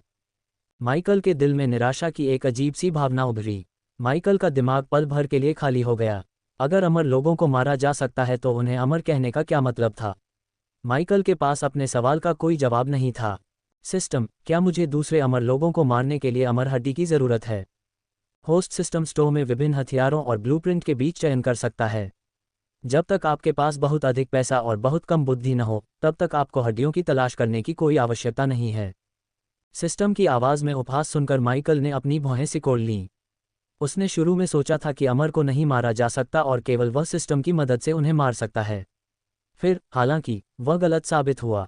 रिकस्टन के अनुसार अमर की हड्डी के टुकड़े वाला कोई भी व्यक्ति दूसरे अमर को मार सकता है। आपको अमर की हड्डी का एक छोटा टुकड़ा नहीं मिलेगा, इस तरह का एक बड़ा टुकड़ा तो दूर की बात है। यह ऐसी चीज़ है जो एक्वा पैलेस को भी 100 साल में एक बार मिल सकती है, अगर हम भाग्यशाली हों। रिकस्टन की बात सुनकर कई लोग कांप उठे। वे चुपचाप सांस लेने लगे। पहली पंक्ति में बैठे कई लोगों के सिर में धड़कन होने लगी। रूनों के बावजूद लीक होने वाले विकिरण ने अभी भी कुछ लोगों को प्रभावित किया। इसलिए रिकस्टन ने अपने विवरण को शुरू में तय की गई तुलना में छोटा कर दिया। वह जानता था कि प्रमुख परिवारों के बुजुर्गों को और अधिक स्पष्टीकरण की आवश्यकता नहीं है। इस अमर हड्डी की शुरुआती कीमत 400 मिलियन है। 500, 600, 800, 1 बिलियन, 1.3 बिलियन, 1.5 बिलियन बोलियां तेजी से बढ़ती रहीं। प्रत्येक बोली के बीच कोई विराम नहीं था। कोई भी बुजुर्ग हड्डी को छोड़ने के लिए तैयार नहीं था। 2 बिलियन, गया ने कमरे से चिल्लाया। 2.2 बिलियन, जैसा कि माइकल ने उम्मीद की थी, किसी और ने जल्दी से गया की प्रति बोली लगाई। वोल्डिगार्ड के कमरे में सन्नाटा छा गया। वे सभी बढ़ती बोलियों को पूरी तरह से अव्यवस्थित होकर देख रहे थे। यहाँ तक कि जब वे अपने शिखर पर थे तब भी 5 अरब का भुगतान करना कोई आसान बात नहीं थी। मिनट तेजी से बीतते गए। 500 मिलियन से शुरू हुई कीमत इतनी बढ़ गई कि सुनहरे राजकुमार ने हड्डी के लिए 6 अरब की बोली लगाई। उस दिन सिक्कों की कमी के कारण लैला को ड्रैगन कंकाल खोने के बाद सुनहरे राजकुमार ने अपनी सारी संपत्ति अपने साथ ले ली। माइकल ने नीलामी को देखा, अपने बगल में अंगूरों का लुत्फ उठाते हुए। जब भी वह अंगूर अपने मुंह में डालता कोई बोली को 300 मिलियन तक बढ़ा देता। आपको क्या लगता है कि उन्हें ये हड्डी कहाँ से मिली? माइकल ने पूछा। राक्षसों की कब्र मेरी शर्त होगी, ईव ने कहा। राक्षसों की कब्र? हुँ। माइकल ने सिर हिलाया। माजेरोथ में अपनी पढ़ाई पूरी करने के बाद माइकल राक्षसों की कब्र पर जा सकता था। अपने निपटान में सिस्टम के साथ दुनिया की सबसे खतरनाक जगह उसका खजाना बन सकती थी। कल्पना करें कि अगर उसे अमर कंकाल मिल जाए तो वह कितना अमीर होगा। जब माइकल गहरी सोच में था तब हड्डी की बोली आखिरकार धीमी पड़ने लगी। 8 बिलियन, सुनहरे राजकुमार की आवाज़ अखाड़े में गूंज उठी। 10 बिलियन, अचानक हंट परिवार के एक बुजुर्ग ने बोली को 2 बिलियन तक बढ़ाकर सभी को चौंका दिया। हंट एल्डर्स, गोल्डन प्रिंस ने एल्डर्स से बातचीत शुरू की। अपने शब्दों से पहले माइकल को नहीं पता था कि प्रिंस के प्रतिद्वंदी हंट्स थे। अगर हम एक दूसरे के प्रतिद्वंदी हैं तो हम कल तक जा सकते हैं। क्यों न हम हड्डी को आधा आधा बांट लें? गोल्डन प्रिंस के शब्दों को सुनकर कई लोग कांप उठे। रिकस्टन भी राजकुमार के कमरे को चौड़ी आंखों से घूर रहा था। कुछ पलों के लिए नीलामी रुक गई क्योंकि अखाड़े में सन्नाटा छा गया। कई लोगों को उम्मीद थी कि हंट एल्डर्स गोल्डन प्रिंस को अनदेखा करेंगे ताकि वे अवोर में 2 राक्षसी शक्तियों के बीच लड़ाई देख सकें। वे ऐसे लोग थे जो बिना लड़ाई और मौत वाली नीलामी से नफरत करते थे। लेकिन उनके आश्चर्य के लिए हंट एल्डर्स सहमत हो गए। केवल अगर हम अंतिम बोली को भी विभाजित कर सकें, एक कर्कश आवाज वाले बुजुर्ग ने कहा। बस इसी तरह एक्वा पैलेस ने अरबों खो दिए। 2 बोलीदाताओं को संवाद करने की अनुमति देना नीलामी प्रक्रिया में एक बड़ी कमजोरी थी। माइकल अगर नीलामी घर खोलते तो नीलामी को गुमनाम रखते। इस तरह कोई भी पारिवारिक पृष्ठभूमि या संदिग्ध सौदों का उपयोग करके नीलामी को प्रभावित नहीं कर सकता था। लेकिन माइकल ने राजकुमार की इस बात के लिए प्रशंसा की कि उसने विपक्ष को धमकाने या बोली में और अधिक सोने के सिक्के डालने के लिए अपनी पारिवारिक पृष्ठभूमि का उपयोग करने के बजाय ऐसा सौदा किया। इस सौदे से उसे 5 अरब में आधी हड्डी मिल गई। हालांकि स्वर्ण राजकुमार के पास सोने के सिक्के थे, लेकिन हंट परिवार महारानी या शाही परिवार से कमतर नहीं था। उन दोनों के पास लगभग असीमित सोने के सिक्के थे। आखिरकार हंट खुद समुद्री लोगों के साथ अनगिनत व्यवसायों और संबंधों को नियंत्रित करते थे। वास्तव में उनके पास अकेले ओज महाद्वीप में 5 सोने की खदानें थीं। अंत में अमर हड्डी 10 अरब की कीमत पर बिकी, हालांकि यह आसानी से 15 अरब से अधिक हो सकती थी। अध्याय 636, अतीत से कोई। लाल लाल आसमान के नीचे पिशाचों का महल भव्य रूप से खड़ा था। सिर से पैर तक पूरी तरह काले वस्त्र पहने पिशाच पूरी तरह से मौन में महल की भूमि पर गश्त कर रहे थे। हवा के झोंके के अलावा पूरे क्षेत्र में कोई आवाज नहीं थी। जब वे महल के मैदान पर गश्त कर रहे थे तो लाल आसमान में सेबर पतली हवा में दिखाई दिया। उसने एक पल के लिए अपने पिशाचों को देखा जो आकाश में लटके हुए थे। सेबर धीरे धीरे महल की ओर उतरा। अपने स्वामी को देखकर पिशाचों ने अपने कदम रोक दिए। सेबर की ओर झुकते ही उनके शरीर अकड़ गए। सेबर के युवा रूप, सुंदर चेहरे और उस सुंदर चेहरे पर कोमल मुस्कान के बावजूद वह बड़े पिशाचों में सबसे भयानक बड़ा पिशाच था। पिशाचों के काले हुड के पीछे डर चमक रहा था। उनकी डरावनी आंखों के नीचे सेबर दरवाजे की चौखट पर उतरा। जैसे कि दरवाजे ने कृपाण की उपस्थिति को महसूस किया हो, वह धीरे धीरे चरमराहट के साथ खुल गया। कृपाण ने खुद से कहा, घर आकर अच्छा लगा। वह भले ही रिक की भूमि अवोर में रह रहा हो, लेकिन उसका दिल हमेशा इस महल के लिए तरसता था। जहां तक उसका सवाल है, इस दुनिया में कोई भी जगह पिशाच महल के करीब नहीं आ सकती थी। उसके चेहरे पर एक सौम्य मुस्कान उभरी। कृपाण जटिल अंधेरे गलियारों से गुजरते हुए एक भूरे पत्थर की दीवार पर पहुंचा। उसने दीवार पर अपना हाथ रखा, जिससे उसमें मेहराब की ऊर्जा का एक टुकड़ा भेजा गया। कुछ सेकंड में दीवार कांपने लगी और भूरे पत्थर धीरे धीरे अंदर की ओर बढ़े, जिससे एक मंद रोशनी वाले हॉल में एक मेहराब बन गया। जब कृपाण ने हॉल में कदम रखा तो उसका स्वागत घुटनों के बल बैठे दो लबादाधारी लोगों ने किया। उनके चेहरे पूरी तरह से उनके हुड के नीचे छिपे हुए थे। भूरे रंग के चिथड़ों के नीचे भूरे रंग के सड़े हुए चेहरे लंबी तेज सांस ले रहे थे, मानो वे अपने आसपास से हवा के अलावा कुछ और चूसने की कोशिश कर रहे हों। सेबर अपने हाथों को पीछे करके हॉल में घूम रहा था। उसने खून से सनी मेजें, खून से सनी दीवारें और मानव अंगों से भरे जार देखे। हॉल देखकर कोई भी अपनी नाक सिकोड़ सकता था या उल्टी कर सकता था। हालांकि सेबर ने अपनी मुस्कान भी नहीं खोई। कमरे का पूरा चक्कर लगाने के बाद सेबर ने आखिरकार दो घुटनों के बल बैठी आकृतियों के सामने अपने कदम रोक दिए। वह खून के धब्बों को अनदेखा करते हुए एक स्टील की मेज पर कूद गया। अवोर में प्लेग फैलाने का विचार किसका था? सेबर ने पूछा। उसकी आवाज़ लगभग एक बच्चे की, एक चंचल बच्चे की तरह लग रही थी। दो लबादाधारी आकृतियों ने धीरे से अपने सिर उठाए। उनके ऊपर सन्नाटा छा गया। मैंने तुमसे एक सवाल पूछा था, उसके चंचल लहजे में हत्या के इरादे का संकेत था। दोनों लबादाधारी आकृतियां कांप उठीं। आखिरकार लबादाधारी आकृतियों में से एक महिला की गुर्राहट भरी आवाज़ आई। उद्धरण, लॉर्ड निलो ने मुझे प्लेग बनाने का आदेश दिया है एल्डर सेबर। लबादाधारी आकृति कांप उठी। क्या ऐसा है? सेबर ने अपना छोटा सा सिर थोड़ा झुकाया। लेकिन मैं नहीं करना चाहता था। लबादाधारी आकृति घबरा गई। ऐसा क्यों है? सेबर ने पूछा। क्योंकि एल्डर सेबर ने मुझे ऐसा करने के लिए नहीं कहा है। सेबर की मुस्कुराहट और चौड़ी हो गई। अच्छा जवाब। सेबर की आवाज़ लबादाधारी आकृति के बिल्कुल विपरीत थी। सेबर ने अपनी नज़र नेलो नामक लबादाधारी आकृति की ओर घुमाई। नेलो, क्यों? क्या तुमने उसे यह प्लेग बनाने का आदेश दिया था? अगर मेरी यह पुरानी याद मुझे सही साबित करती है तो मैंने तुम्हें ऐसा करने के लिए नहीं कहा था। एक बार फिर हॉल में सन्नाटा छा गया। किसी ने भी सन्नाटा तोड़ने के लिए एक शब्द भी नहीं कहा। आखिरकार सेबर की ठंडी हंसी ने सन्नाटे को चीर दिया। मैंने तुम्हें एक आसान काम करने के लिए कहा था, मेरे आदेशों का पालन करो। क्या ये करना मुश्किल है? हो नेलो, सेबर ने पूछा। उसकी आवाज़ में जानलेवा वासना भरी हुई थी। सेबर से निकलने वाली ठंडी आभा को महसूस करके ही एक कमज़ोर आदमी बेहोश हो जाता। मेरे प्रभु, सेबर ने नेलो के शब्दों को अचानक बीच में ही काट दिया। एक नज़र में सेबर ने नेलो के सिर के चारों ओर एक शून्य बना दिया। नेलो हवा के लिए हौंफ रहा था, फिर भी उसके चारों ओर सांस लेने के लिए हवा नहीं थी। यह मेरी गलती है। मैंने तुम्हें यहाँ उसके काम की देखरेख करने के लिए रखा है, उसे आदेश देने के लिए नहीं। शायद मुझे इस बारे में स्पष्ट जानकारी नहीं थी। सेबर की भौहें ऊपर उठ गईं। उसने बेपरवाही से स्टील की मेज पर ड्रम बजाया। कुछ मिनटों तक सेबर ने बिना उंगली उठाए नेलो को सांस लेने के लिए हौंफने दिया। आखिरकार जब नेलो बेहोश होने वाला था तो सेबर ने बस अपना हाथ हिलाया। नेलो सांस के लिए हौंफने लगा। उसकी छाती ऊपर नीचे होने लगी। वह बेतहाशा जितना संभव हो सके उतनी हवा में सांस ले रहा था। फेबिया, क्या तुम्हें पता है कि तुम्हारे द्वारा फैलाई गई महामारी का इलाज किसी ने खोज लिया है? गिसेल का कोई भी व्यक्ति तुरंत नाम पहचान लेता। फेबिया विरिडियस, गिसेल के पूर्व सेनेटर विरिडियस की बेटी। माइकल ने 7 महीने पहले गिसेल के सभी सेनेटरों के साथ मंच उड़ा दिया था। माइकल सहित सभी को लगा कि फेबिया अपने पिता के साथ उस विस्फोट में मर गई है। अगर सेबर उसे नहीं बचाता, जिसने उसे बचाया और उसे पिशाच में बदल दिया, तो वह मर जाती। इससे पहले सेबर ने फ्लेमफेयर पर फेबिया के प्रयोगों को वित्तपोषित किया था, जिससे टाइटस और ऑप्टिमस लगभग मारे गए थे। सभी पिशाचों की सबसे बड़ी कमजोरियां थीं धूप और खून की प्यास। सेबर इसे बदलना चाहता था, इसलिए उसने दुनिया के कुछ प्रतिभाशाली दिमागों को चुना और उन्हें किसी न किसी तरह से अपने लिए काम करने के लिए कहा। प्रतिभाशाली लोगों में फेबिया सबसे होशियार थी। माइकल द्वारा उसे मंच पर लाने से पहले वह सफलता के कगार पर थी। उसके क्रूर प्रयोगों में दक्षिणी महाद्वीप के मूल निवासी और साधक शामिल थे।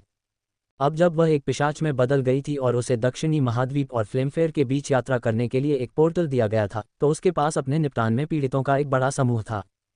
फ्लेमफेयर में कोई नहीं जानता था कि फेबिया उनके ड्यूक को नियंत्रित कर रही थी और सेबर ने फेबिया को नियंत्रित किया। सीधे शब्दों में कहें तो सेबर दशकों से फ्लेमफेयर को नियंत्रित कर रहा था। लेकिन फ्लेमफेयर उन राज्यों में से एक था जिसे पिशाचों द्वारा अप्रत्यक्ष रूप से नियंत्रित किया जाता था। दुनिया के हर राज्य में कम से कम एक पिशाच था जो छाया से राज्य को नियंत्रित करता था। इस तरह पिशाच इतने लंबे समय तक छाया में रहे। जब भी कोई साहसी या विद्वान पिशाच से संबंधित कुछ खोजता तो वे उसे तुरंत मार देते। सिर को ढंकने वाले काले हुड के नीचे फेबिया की आंखों में आश्चर्य और सदमा चमक रहा था। मैं तुम खुलकर बोल सकती हो, फेबिया को डर से हकलाते देख सेबर ने मुस्कुराते हुए कहा। यह मेरा सबसे अच्छा काम नहीं था मेरे प्रभु। लॉर्ड निलो ने मुझे केवल 1 सप्ताह दिया था। कोई भी अनजान आदमी उसके शब्दों से चौंक जाता। महज एक हफ्ते में फेबिया ने कुछ ऐसा बनाया जिसने दुनिया के सबसे शक्तिशाली महाद्वीप को लगभग गिरा दिया। अगर माइकल ने हस्तक्षेप नहीं किया होता तो नेलो की योजना सफल हो जाती। दुर्भाग्य से माइकल ने नेलो की योजना में बहुत बड़ा रोड़ा डाल दिया। अगर नेलो ने कुछ महीने पहले ऐसा ही किया होता तो सेबर ने उसे तुरंत मार दिया होता। हालांकि सब कुछ बदल गया। पिशाच अब एक मिथक नहीं रह गए थे। एक पत्रकार ने गार्जियन की मदद से सबूतों के साथ उनका पर्दाफाश किया। हालांकि यह रॉयल न्यूज़ ही था जिसने पिशाचों के बारे में एक लेख प्रकाशित किया था, लेकिन सेबर को लग रहा था कि कोई और पीछे से सब कुछ कठपुतली की तरह चला रहा है। क्या ये वही व्यक्ति था जिसने धमकी भरा पत्र भेजा था? सेबर को इस सवाल का जवाब नहीं मिल पाया। चलो बस इतना ही कहते हैं, आपके पास ज़्यादा संसाधन और समय था। क्या आप कहेंगे कि आप कुछ ऐसा बना सकते हैं जिसका कोई इलाज नहीं खोज सकता? सेबर ने पूछा। हाँ, फेबिया ने इस बारे में सोचने में कुछ सेकंड भी नहीं लगाए। उसे अपनी क्षमताओं पर बहुत भरोसा था। सेबर के समर्थन से वह जानती थी कि वह प्लेग की एक नई किस्म बना सकती है जिसका कोई इलाज नहीं कर सकता। उसके जवाब ने सेबर को संतुष्ट कर दिया। उसका आत्मविश्वास और उसकी क्षमताएं ही उसे इतनी मूल्यवान संपत्ति बनाती थीं। अन्यथा सेबर उसे जलकर मरने देता। सेबर के चेहरे पर मुस्कान देखकर फेबिया ने अंदर ही अंदर आह भरी। मुस्कान का प्रतीक था कि वह अपने मालिक से मौत की सज़ा से बच गई थी। लेकिन नेलो के लिए ऐसा नहीं कहा जा सकता था। सच कहूं तो फेबिया नेलो को अपने रास्ते से हटाना चाहती थी। वह उसके प्रयोगों के लिए एक प्रतिबंध था। कुछ दिन पहले नेलो ने क्विंस को पिशाच में बदलने की अपनी योजना को लगभग रद्द कर दिया था। उसे बहुत समझाने की ज़रूरत पड़ी। उस समय का इस्तेमाल कुछ और करने के लिए किया जा सकता था। इसलिए फेबिया ने सेबर को नेलो को मारने के लिए उकसाया। जहां तक उसका सवाल था, वह उसके और उसकी सफलता के बीच एक बाधा मात्र था। चाहे कुछ भी हो, उसे सेबर को खुश करना था। वह उसके पिता को वापस जीवित कर देगा। आप वर्तमान में किस पर काम कर रहे हैं? सेबर ने पूछा। हालांकि वह अपने अधीनस्थों को उनकी मर्जी के मुताबिक कुछ नहीं करने देता था, लेकिन वह उन्हें कुछ हद तक स्वतंत्रता देता था।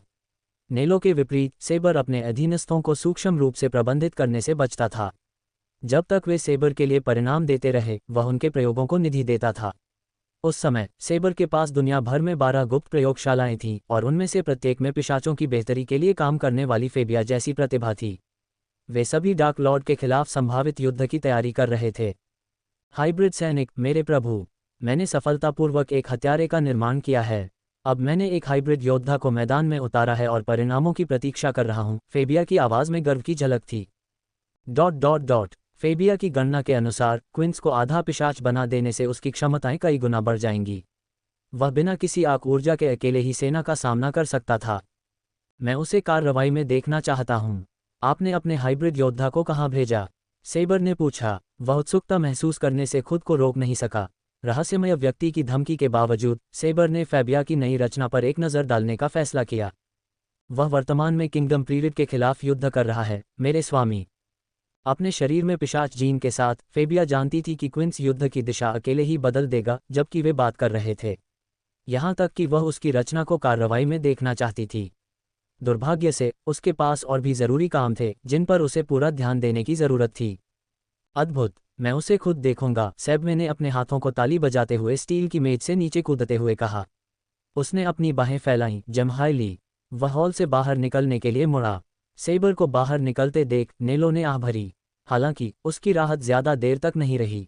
मेहराब में कदम रखने से पहले सेबर ने अपनी उंगली चटकाई, क्योंकि नेलो खूनी काली धुंध में फट गया था। गंदगी साफ करो, फेबिया। तुम्हें वो मिल गया जो तुम चाहती थी, तो अब काम पर वापस जाओ। अब कोई तुम्हें आदेश नहीं देगा। अध्याय 637, दानव सेनापति। एलोन पर वापस नूह शांत तालाब के पास ध्यान करते हुए बैठा था। उसकी छाती एक निश्चित लय के साथ ऊपर नीचे हो रही थी। वह अपने चारों ओर बहती हवा के साथ एक हो गया। नूह ने ध्यान करते समय किसी भी रक्षक को संरक्षक के अंदर नहीं आने दिया। इस प्रकार केवल मुरझाए हुए पेड़ और फूल उसके साथ थे। कभी कभी कुछ बर्फ के टुकड़े धीरे धीरे हवा में लहराते हुए नीचे नाचते थे। जब भी कोई बर्फ का टुकड़ा शांत तालाब से टकराता तो नूह की आंखें झपक जातीं। जब नूह ध्यान कर रहा था, यास्मीन विंस्टन बगीचे में प्रवेश करती है।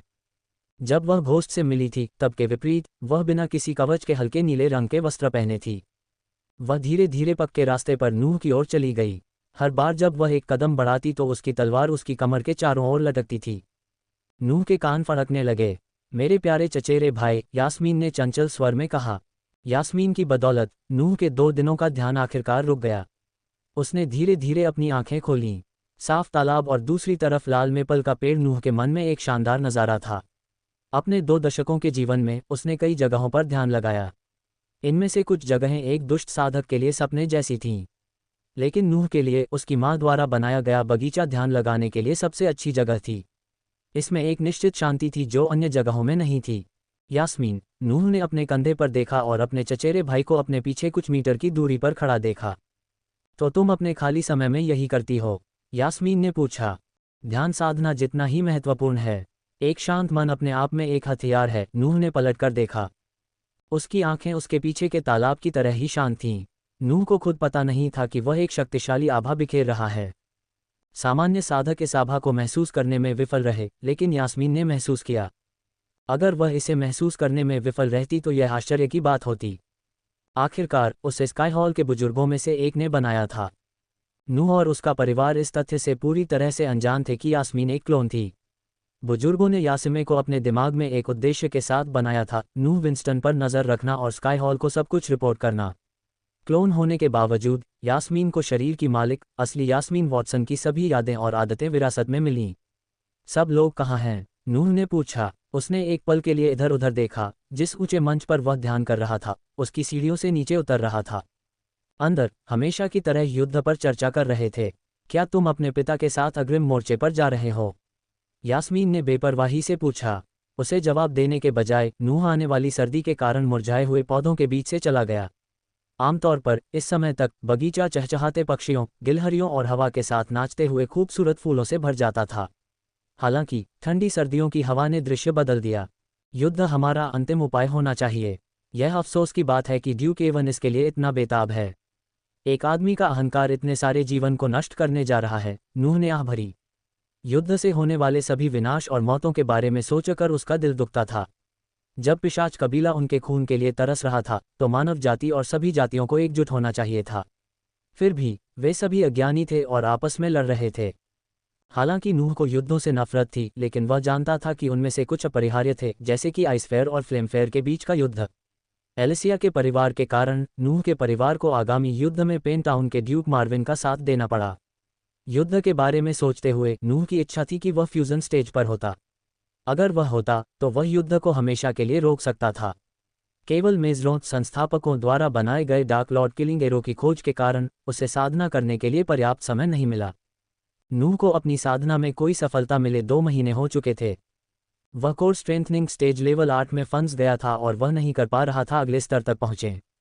एक सामान्य साधक के लिए कुछ महीनों तक सफलता प्राप्त किए बिना रहना कोई बड़ी बात नहीं थी। वे साल में एक बार ही स्तर ऊपर चढ़ पाते थे, लेकिन नूह के लिए यह अजीब था, बहुत अजीब। जाहिर है स्काई हॉल ने देखा कि नूह की साधना रुकी हुई है, इसलिए उन्होंने स्थिति को ठीक करने के लिए यास्मीन को भेजा। आखिरकार अगर नूह पर्याप्त रूप से मजबूत नहीं होता तो वह डार्क लॉर्ड से लड़ने में सक्षम नहीं होता, और अगर वह नहीं होता तो वे डार्क लॉर्ड से छुटकारा नहीं पा सकते थे और बचे हुए आखिरी व्यक्ति को नियंत्रित नहीं कर सकते थे। मुझे तुम्हारी कुछ मदद चाहिए नूह का पीछा करते हुए यास्मीन ने पूछा। यह क्या है? नूह ने पूछा। अपने गुरु के साथ यात्रा करते समय मैं खजाने, दुर्लभ कलाकृतियों और कीमती वस्तुओं से भरे एक पॉकेट आयाम पर ठोकर खाए। जाहिर है यह एक आधे अमर द्वारा पीछे छोड़ दिया गया था। क्या तुम चाहते हो कि मैं तुम्हारे साथ चलूं? नूह ने अपने कदम रोक दिए। जब वह मुड़ा तो यास्मीन ने सिर हिलाया। मुझे पता है कि यह अचानक हुआ है, लेकिन मुझे वास्तव में वहाँ कुछ चाहिए। यदि आप मुझे इसे खोजने में मदद कर सकते हैं तो आप वहाँ जो कुछ भी पाएंगे उसे ले सकते हैं। चूंकि आप मेरे चचेरे भाई हैं, इसलिए मैं आपसे हिस्सा नहीं मांगूंगी। कैसा रहेगा? यास्मीन ने नूह को आंख मारी। मान लीजिए कि किसी और ने उसे किसी अज्ञात पॉकेट आयाम में जाने के लिए कहा, तो नूह ने उन्हें सीधे मना कर दिया होगा। इसके अलावा उसे संदेह हो गया होगा। हालांकि जब यास्मीन ने उससे मदद मांगी तो नूह ने एक आंख भी नहीं झपकाए। क्यों? क्योंकि नूह को अपने परिवार पर भरोसा था। उसके लिए उसका परिवार ही सब कुछ था। कभी भी वह अपने परिवार पर संदेह नहीं करेगा। यास्मीन वॉटसन उसकी चचेरी बहन हो सकती है, लेकिन वह उसकी छोटी बहन सबरीना से अलग नहीं थी। वह उन दोनों से एक जैसा प्यार करता था। इसलिए जब उसने उसकी मदद मांगी तो नूह ने आधे अमर द्वारा छोड़े गए पॉकेट आयाम में जाने के खतरों पर विचार किए बिना तुरंत सहमति दे दी। यहाँ तक कि एक अनजान व्यक्ति भी बता सकता था कि पॉकेट आयाम जाल और खतरनाक से भरा होगा। आखिरकार साधक बिना किसी सुरक्षा के अपना सामान शायद ही पीछे छोड़ते हैं। नूह ने पूछा, ये पॉकेट आयाम कहाँ है? मुस्कुराहट के साथ यास्मीन ने अपनी कलाई को हिलाया और उसकी हथेली पर एक सोने की अंगूठी प्रकट हुई। यह अंगूठी कहीं भी पॉकेट आयाम के लिए एक पोर्टल खोल देगी। अंगूठी को उछालो और धमाका, तुरंत गंतव्य के लिए पोर्टल। यह एक दुर्लभ पोर्टल अंगूठी है। पॉकेट आयाम प्राचीन होना चाहिए। क्या हमें अपने साथ और लोगों को नहीं लाना चाहिए? नूह ने अपनी भौहें सिकुड़ीं। उसने एंड्रियास से पोर्टल रिंग के बारे में सुना था, लेकिन ये पहली बार था जब उसने अपनी आंखों से एक देखा था। जब यास्मीन ने उसका सवाल सुना तो उसका दिल धड़क उठा। उसके मालिक ने उसे नूह को अकेले आयाम में लाने का आदेश दिया। स्काई हॉल के बुजुर्ग चाहते थे कि नूह उसके लिए छोड़ी गई चीजें ले आए। अगर वे दूसरों को लाते तो वे उन्हें नूह से पहले पा सकते थे। भले ही नूह को वे पहले मिल गए हों, फिर भी नूह द्वारा उन उपहारों को दूसरों के साथ साझा करने की संभावना काफ़ी अधिक थी। और जो हम पाते हैं उसे दूसरों के साथ साझा करें। बिल्कुल नहीं। मेरा चचेरा भाई कहाँ है, तुम डरपोक? यास्मीन ने नूह के कंधे पर मुक्का मारा। यास्मीन ने अपनी असली मंशा को एक चंचल हंसी के पीछे छिपा लिया। दुर्भाग्य से परिवार में नूह की कमजोरी के कारण वह उसे नहीं देख सका। क्या तुम कम से कम मुझे पिता और माँ को अलविदा कहने दोगे, या मुझे तुम्हारे पीछे पॉकेट आयाम में भाग जाना चाहिए? नूह ने अपनी आंखें घुमाईं। तुम्हारे पास 5 मिनट हैं। यास्मीन ने 5 उंगलियां दिखाते हुए अपना हाथ उठाया। लेकिन नॉर्विन के बारे में क्या? वह हमें खजाने ढूंढने में मदद कर सकता है। एक सुनहरे बबरू के रूप में नॉर्विन के पास खजाने ढूंढने की एक विशेष क्षमता थी। जब से नूह ने रॉयल लैंड के आसपास के जंगल से नॉर्विन को उठाया, सुनहरे बबरू ने उसे अनगिनत खजाने ढूंढने में मदद की। दूसरे शब्दों में, नॉर्विन ने नूह की स्वर्ग विरोधी साधना गति में एक बड़ी भूमिका निभाई। इसके अतिरिक्त नॉर्विन छिपे हुए जाल और रक्षा सरणियों का भी पता लगा सकता था। नूह जानता था कि ये क्षमताएं पॉकेट आयाम के अंदर जाने के बाद वास्तव में काम आ सकती हैं। उसे अनुमति दें। अचानक यास्मीन ने अपने सिर में अपने गुरु देवदान की आवाज़ सुनी। योगिनी यास्मीन की आंखों से नूह को देख रही थी। क्या बकवास है, उसे लाओ। यास्मीन ने सिर हिलाया जैसे कि यह उसका निर्णय था। नूह ने सिर हिलाया और हवेली की ओर चल दिया, यास्मीन को पीछे छोड़ दिया। नूह को देखकर कई नौकरानियों ने झुककर मुस्कुराते हुए उसका अभिवादन किया। नूह ने उन्हें सिर हिलाया, अंततः मुख्य हॉल में पहुंच गया, जहां उसने देखा कि उसके पिता के चारों ओर कई लोग इकट्ठे हुए थे। उसकी मां को छोड़कर हर कोई अपने युद्ध कवच में था। योद्धाओं को उनके कवच के रंगों से विभाजित किया गया था। एक समूह जिसका नेतृत्व एक बूढ़े व्यक्ति ने किया था, ने बर्फीले सफ़ेद कवच पहने थे। वे आइसफेयर के ड्यूक डेक्कन के आदमियों और हाउस बेलेफोर्ड के आदमियों से मिलकर बने थे। हाउस विंस्टन के सैनिक अन्य दो के बीच हल्के नीले रंग के कवच में सजे हुए थे। उसी समय ड्यूक मार्विन के आदमियों ने पन्ना हरा कवच पहना था। नूह को देखते ही सभी ने अपनी बड़बड़ाहट बंद कर दी। उनके ऊपर सन्नाटा छा गया। लेकिन ये सन्नाटा ज्यादा देर तक नहीं रहा, क्योंकि बूढ़े व्यक्ति ने नूह को एक बड़ी मुस्कान के साथ अभिवादन किया। वह वहाँ है, मेरे पोते दामाद। बूढ़े आदमी की आवाज़ में जान थी। उसके करीने से कंघी किए हुए राख जैसे बाल एक पोनीटेल में बंधे थे। एथन की तुलना में जो एक मांसल आदमी था जो अपने हाथों से एक पेड़ को नष्ट कर सकता था, बूढ़ा आदमी त्वचा और हड्डियों का एक टुकड़ा था। एक बेखबर आदमी बूढ़े आदमी पर एक दूसरी नज़र भी नहीं डालेगा। लेकिन उसकी प्रतिष्ठा उसकी उपस्थिति के विपरीत थी। बूढ़े आदमी के दोस्त और परिवार उसे जेवियर कहते थे, लेकिन उसके दुश्मन उसे द डेमन कहते थे। वह कारण था कि कोई भी आइसफेयर के खिलाफ युद्ध करने की हिम्मत नहीं कर पाया। यहाँ तक कि आरागोथ के तथाकथित तलवारबाज भी जेवियर से आमने सामने लड़ने से डरते थे। बूढ़ा आदमी एक अजेय हत्या मशीन था। एक हाथ से तलवारों से बूढ़े आदमी से आमने सामने लड़ने वाले योद्धाओं की गिनती की जा सकती है। अपने शुरुआती वर्षों में जेवियर ने मैक्सिम बार्न्स से लड़ाई की, जो उस समय एक तलवारबाज था और उसे हराने के करीब पहुंच गया था। हालांकि लड़ाई बराबरी पर समाप्त हुई, मैक्सिम के दिल में अभी भी बूढ़े आदमी के लिए डर का एक रंग था। आज भी कई संप्रदायों और अकादमियों ने अपने शिष्यों को जेवियर और उसकी तलवारबाजी की महारत के बारे में सिखाया है। नूह ने मुस्कुराते हुए जेवियर का अभिवादन किया, दादाजी। बूढ़े आदमी ने नूह को कसकर गले लगा लिया। अपने पतले कद के बावजूद नूह को ऐसा लगा जैसे उसे 2 पत्थरों से कुचला जा रहा हो। अपने कमांडर को ढीला पड़ते देख सैनिकों को थोड़ी राहत मिली। तुम थोड़े थके हुए लग रहे हो। क्या तुम ठीक से खा रहे हो? ऐसा लगता है कि मेरी पोती तुम्हारी मंगेतर के रूप में अपने कर्तव्यों को पूरा करने में विफल हो रही है। जेवियर ने अपनी नज़र एलिसिया की ओर घुमाई। वह थोड़ी घबराई हुई दिख रही थी, लेकिन उसने जल्दी से अपने दादा पर एक ठंडी नज़र डाली। भले ही एलन के सामने बूढ़े व्यक्ति का डर था, लेकिन वह एलिसिया के लिए एक प्यार करने वाला दादा था। जेवियर के अधीन कई लोग अभी भी इस बात पर विश्वास नहीं कर पा रहे थे कि उनके राक्षस कमांडर का एक चंचल पक्ष भी था। वह चिंतित है कि वह कोर स्ट्रेंथनिंग चरण में फंस गया है। नॉर्विन ने कहीं से भी छलांग लगाकर नूह के कंधे पर हाथ रखा। बस इतना ही, ये पुरानी हड्डियां सालों से सोल रिफाइनिंग चरण में फंसी हुई हैं। मुझे खुशी होगी अगर तुम कुछ और सालों के लिए कोर स्ट्रेंथनिंग चरण में फंस जाओ। मैं किसी युवा को मुझसे आगे निकलने नहीं दे सकता। आखिरकार मुझे अपनी प्रतिष्ठा बचानी है। अध्याय 638। उन्होंने घोस्ट का शिपमेंट चुरा लिया। एक्वा नीलामी के अंतिम दिन से कुछ घंटे पहले एक मंद रोशनी वाले कमरे के अंदर एक आदमी को कुर्सी से बांधकर बुरी तरह पीटा गया था। आदमी का चेहरा खून से लथपथ था और पहचान से परे निगल लिया गया था। उसके शरीर पर कई घाव थे। कोई भी व्यक्ति जो आंखें रखता था बता सकता था कि उस आदमी को बेरहमी से प्रताड़ित किया गया था। धीरे धीरे आदमी की आंखें बंद हो गईं। आदमी के सिर को नीचे गिरते हुए देखकर एक आदमी छाया से बाहर आया। वह लंबा, मांसल था और उसके गंदे भूरे बाल थे। लॉर्ड मालन, आदमी ने अपना सिर घुमाया और देखा कि एक गार्ड कमरे में प्रवेश कर रहा है। लॉर्ड रिकी यहाँ आ रहा है, सैनिक ने कहा। उसकी आवाज़ में घबराहट का भाव था। शिट, लॉर्ड मालन ने गाली दी। वह कुर्सी पर बैठे आदमी को ठीक करना चाहता था ताकि वह उसे एक बार फिर दर्द महसूस करा सके। उसे यह इतनी जल्दी कैसे पता चला? लॉर्ड मालन ने खुद से सवाल किया। हाउस ब्रैडली पिछले 1 साल से घोस्ट के शिपमेंट को एस्कॉर्ट कर रहा था और अब तक उन्हें कभी किसी समस्या का सामना नहीं करना पड़ा था। पूरा शिपमेंट नकाबपोश लोगों द्वारा चुरा लिया गया था जब औषधि और गोलियों से भरी गाड़ी केथेन के आसपास के जंगलों से होकर गुजर रही थी। अत्यधिक प्रशिक्षित नकाबपोश लोगों के एक समूह ने हाउस ब्रैडली और रेनशेड मर्चेंट गिल्ड गार्ड पर घात लगाकर हमला किया और गाड़ी के अंदर मौजूद सभी सामान चुरा लिया। हालांकि नकाबपोश लोग कई गार्ड को मारने और शिपमेंट के साथ भागने में कामयाब रहे, लेकिन गार्ड ने नकाबपोश लोगों में से एक को पकड़ लिया। वह बदकिस्मत साथी कुर्सी पर बैठा था जिसे खुद मालन द्वारा प्रताड़ित किया जा रहा था। जब लॉर्ड मालन इस बारे में सोच रहे थे कि घोस्ट के दाहिने हाथ वाले रिकी को घात के बारे में कैसे पता चला, तो रिकी अपने कुछ गार्ड के साथ अंधेरे कमरे में दाखिल हुआ। हमेशा की तरह वे सभी अपने लॉर्ड घोस्ट की तरह ही पूरी तरह काले कपड़े पहने हुए थे। लॉर्ड रिकी की मंत्री के रूप में नियुक्ति और घोस्ट के दाहिने हाथ के रूप में उनकी स्थिति के कारण सभी उन्हें लॉर्ड रिकी कहने लगे। जब रिकी कमरे में दाखिल हुआ तो उसने देखा कि मालन वहां खड़ा है और उसके शरीर के ऊपरी हिस्से पर कोई शर्ट नहीं है। वह खून से सना हुआ था। कुर्सी से बंधे आदमी को देखकर रिकी बता सकता था कि खून कहां से आया है। भले ही खून लॉर्ड मालन से ही आया हो, रिकी को इससे कोई फर्क नहीं पड़ता। वह बहुत ज्यादा नाराज था और कमरे में मौजूद सभी लोगों को मारने की कगार पर था। वह पहले जैसा गेट गार्ड रिकी नहीं रहा।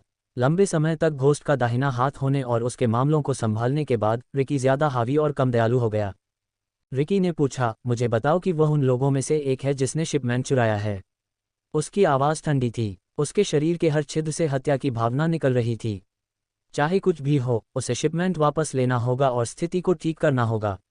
बहन एलिया के क्रोध से बचने का यही एकमात्र तरीका था। हाँ, लॉर्ड मालन ने सिर हिलाया। 1 साल पहले लॉर्ड मालन रिकी जैसे आम आदमी पर दूसरी नज़र भी नहीं डालते थे। वह एक कुलीन परिवार का लॉर्ड और कोर स्ट्रेंथनिंग स्टेज योद्धा था। अब उसके पास रिकी के प्रति सम्मान दिखाने के अलावा कोई विकल्प नहीं था। क्या उसने तुम्हें बताया कि शिपमेंट किसने चुराया? रिकी ने पूछा। सौभाग्य से मालन को घंटों की यातना के बाद चोर से जवाब मिला। रिकी ने अपनी भौहें सिकोड़ ली क्योंकि हत्या के इरादे ने कमरे के तापमान को कुछ डिग्री कम कर दिया। कौन? रिकी ने पूछा। Duke Avon. उसने अपने आदमियों को आपूर्ति लूटने का आदेश दिया। वे खुद के लिए हीलिंग पोशन का इस्तेमाल करने की योजना बना रहे हैं। एक पल के लिए रिकी स्तब्ध रह गया।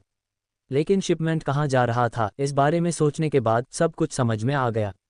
कुछ दिन पहले हाउस विंस्टन के लॉर्ड एथन ने फ्लेमफेयर के खिलाफ आगामी युद्ध की तैयारी के लिए सभी हीलिंग पोशन खरीदे थे। चूंकि लॉर्ड एथन का मास्टर घोस्ट के साथ अच्छा रिश्ता था, इसलिए रिकी ने लॉर्ड एथन को कई अन्य उत्पादों के साथ सभी हीलिंग पोशन बेच दिए। रिकी ने लॉर्ड एथन को वचन दिया कि 2 दिनों में सब कुछ उसके मनों तक पहुंच जाएगा। अब जब शिपमेंट चोरी हो गया था तो रिकी क्रोधित हो गया। तुम? रिकी ने अपनी ठंडी नज़र कुर्सी पर बैठे आदमी पर घुमाई। उसकी कमज़ोर हालत को देखते हुए रिकी ने अपनी कलाई को हिलाया और उसके हाथ में हीलिंग पोशन आ गया। उसका सिर उठाओ, रिकी ने अपने आदमियों को आदेश दिया। जबकि लॉर्ड मालन और उसके गार्ड पीछे रह गए थे, रिकी के आदमियों ने चोर का सिर उठाया। रिकी ने धीरे से चोर का मुंह खोला और उसमें हीलिंग पोशन डाला। कुछ सेकंड में रिकी उपचार औषधि की एक एक बूंद अपने मुंह में खाली कर दी। लॉर्ड मालन ने अपनी भौहें सिकोड़ लीं। वह ये सोचने से खुद को नहीं रोक पाया कि रिकी आखिर कर क्या रहा है। उसने चोर पर 15,000 सोने के सिक्कों की उपचार औषधि बर्बाद कर दी। कहाँ हूँ? वह चोर ने बड़बड़ाया। क्या मैं मर गया हूँ? चोर को इस हद तक प्रताड़ित किया गया कि उसे अपनी वास्तविकता पर ही संदेह होने लगा। जब उसकी दृष्टि साफ हुई तो चोर की आंखें चौड़ी हो गईं। आखिरकार उसे एहसास हुआ कि वह कहाँ था और क्या कर रहा था। अभी नहीं, रिकी ने चोर को जानलेवा इरादे से भरी आंखों से जवाब दिया। क्या ड्यूक एवन ने तुम्हें शिपमेंट चुराने का आदेश दिया था? चोर ने कोई जवाब नहीं दिया। कमरे में एक पल के लिए सन्नाटा छा गया। मैं अपना प्रश्न पुनः पूछता हूँ, क्या ड्यूक एवन ने तुम्हें मास्टर घोस्ट का शिपमेंट चुराने का आदेश दिया था? रिकी की ठंडी आवाज़ सुनकर चोर कांप उठा। रिकी की आंखें शिकारी हो गईं। अगर एक नज़र किसी व्यक्ति को मार सकती है तो चोर अब तक मर चुका होता। चोर को याद आया कि 1 घंटे पहले उसके साथ क्या हुआ था। उस पर लगे हर घाव, चोट और मुक्का उसे सिहरन पैदा कर रहा था। चोर फिर कभी ऐसा नहीं करना चाहता था। सच कहूं तो चोर फिर से प्रताड़ित होने के बजाय मरना पसंद करेगा। हाँ हाँ, उसने किया, ये सच है, मैं कसम खाता हूँ, चोर चिल्लाया। कृपया कृपया मुझे जाने दो। चोर की आवाज़ रुक गई क्योंकि रिकी ने चोर के गले में खंजर घोंप दिया। लॉर्ड मालन दंग रह गए। उन्होंने ये भी नहीं देखा कि रिकी ने कब अपना खंजर निकाला। पलक झपकते ही रिकी ने चोर की जान ले ली। घाव से खून बहने लगा। चोर बेतहाशा तड़पता रहा जब तक कि उसका शरीर धीरे धीरे एक जगह पर नहीं आ गया। रुको। रिकी ने खंजर निकाला और अपनी आस्तीन से खून साफ किया। बहुत गड़बड़ है, रिकी ने थूका। उसने अपनी कनपटी रगड़ी। इससे रिकी को सिरदर्द होने लगा। अब उसे लॉर्ड एथन को एक और शिपमेंट भेजना था। इसके अलावा उसे मास्टर घोस्ट और सिस्टर एलिया का जवाब देना होगा। बाद में उसे डर से कांपना पड़ा। आप ऐसा कैसे होने दे सकते हैं लॉर्ड मालन? हम ड्यूक एवन से शिपमेंट के लिए नहीं पूछ सकते। ये हमारा वचन है, रिकी ने गहरी सांस छोड़ते हुए कहा। कभी कभी रिकी चाहता था कि वे उत्पादों को स्पेस रिंग में भेजें।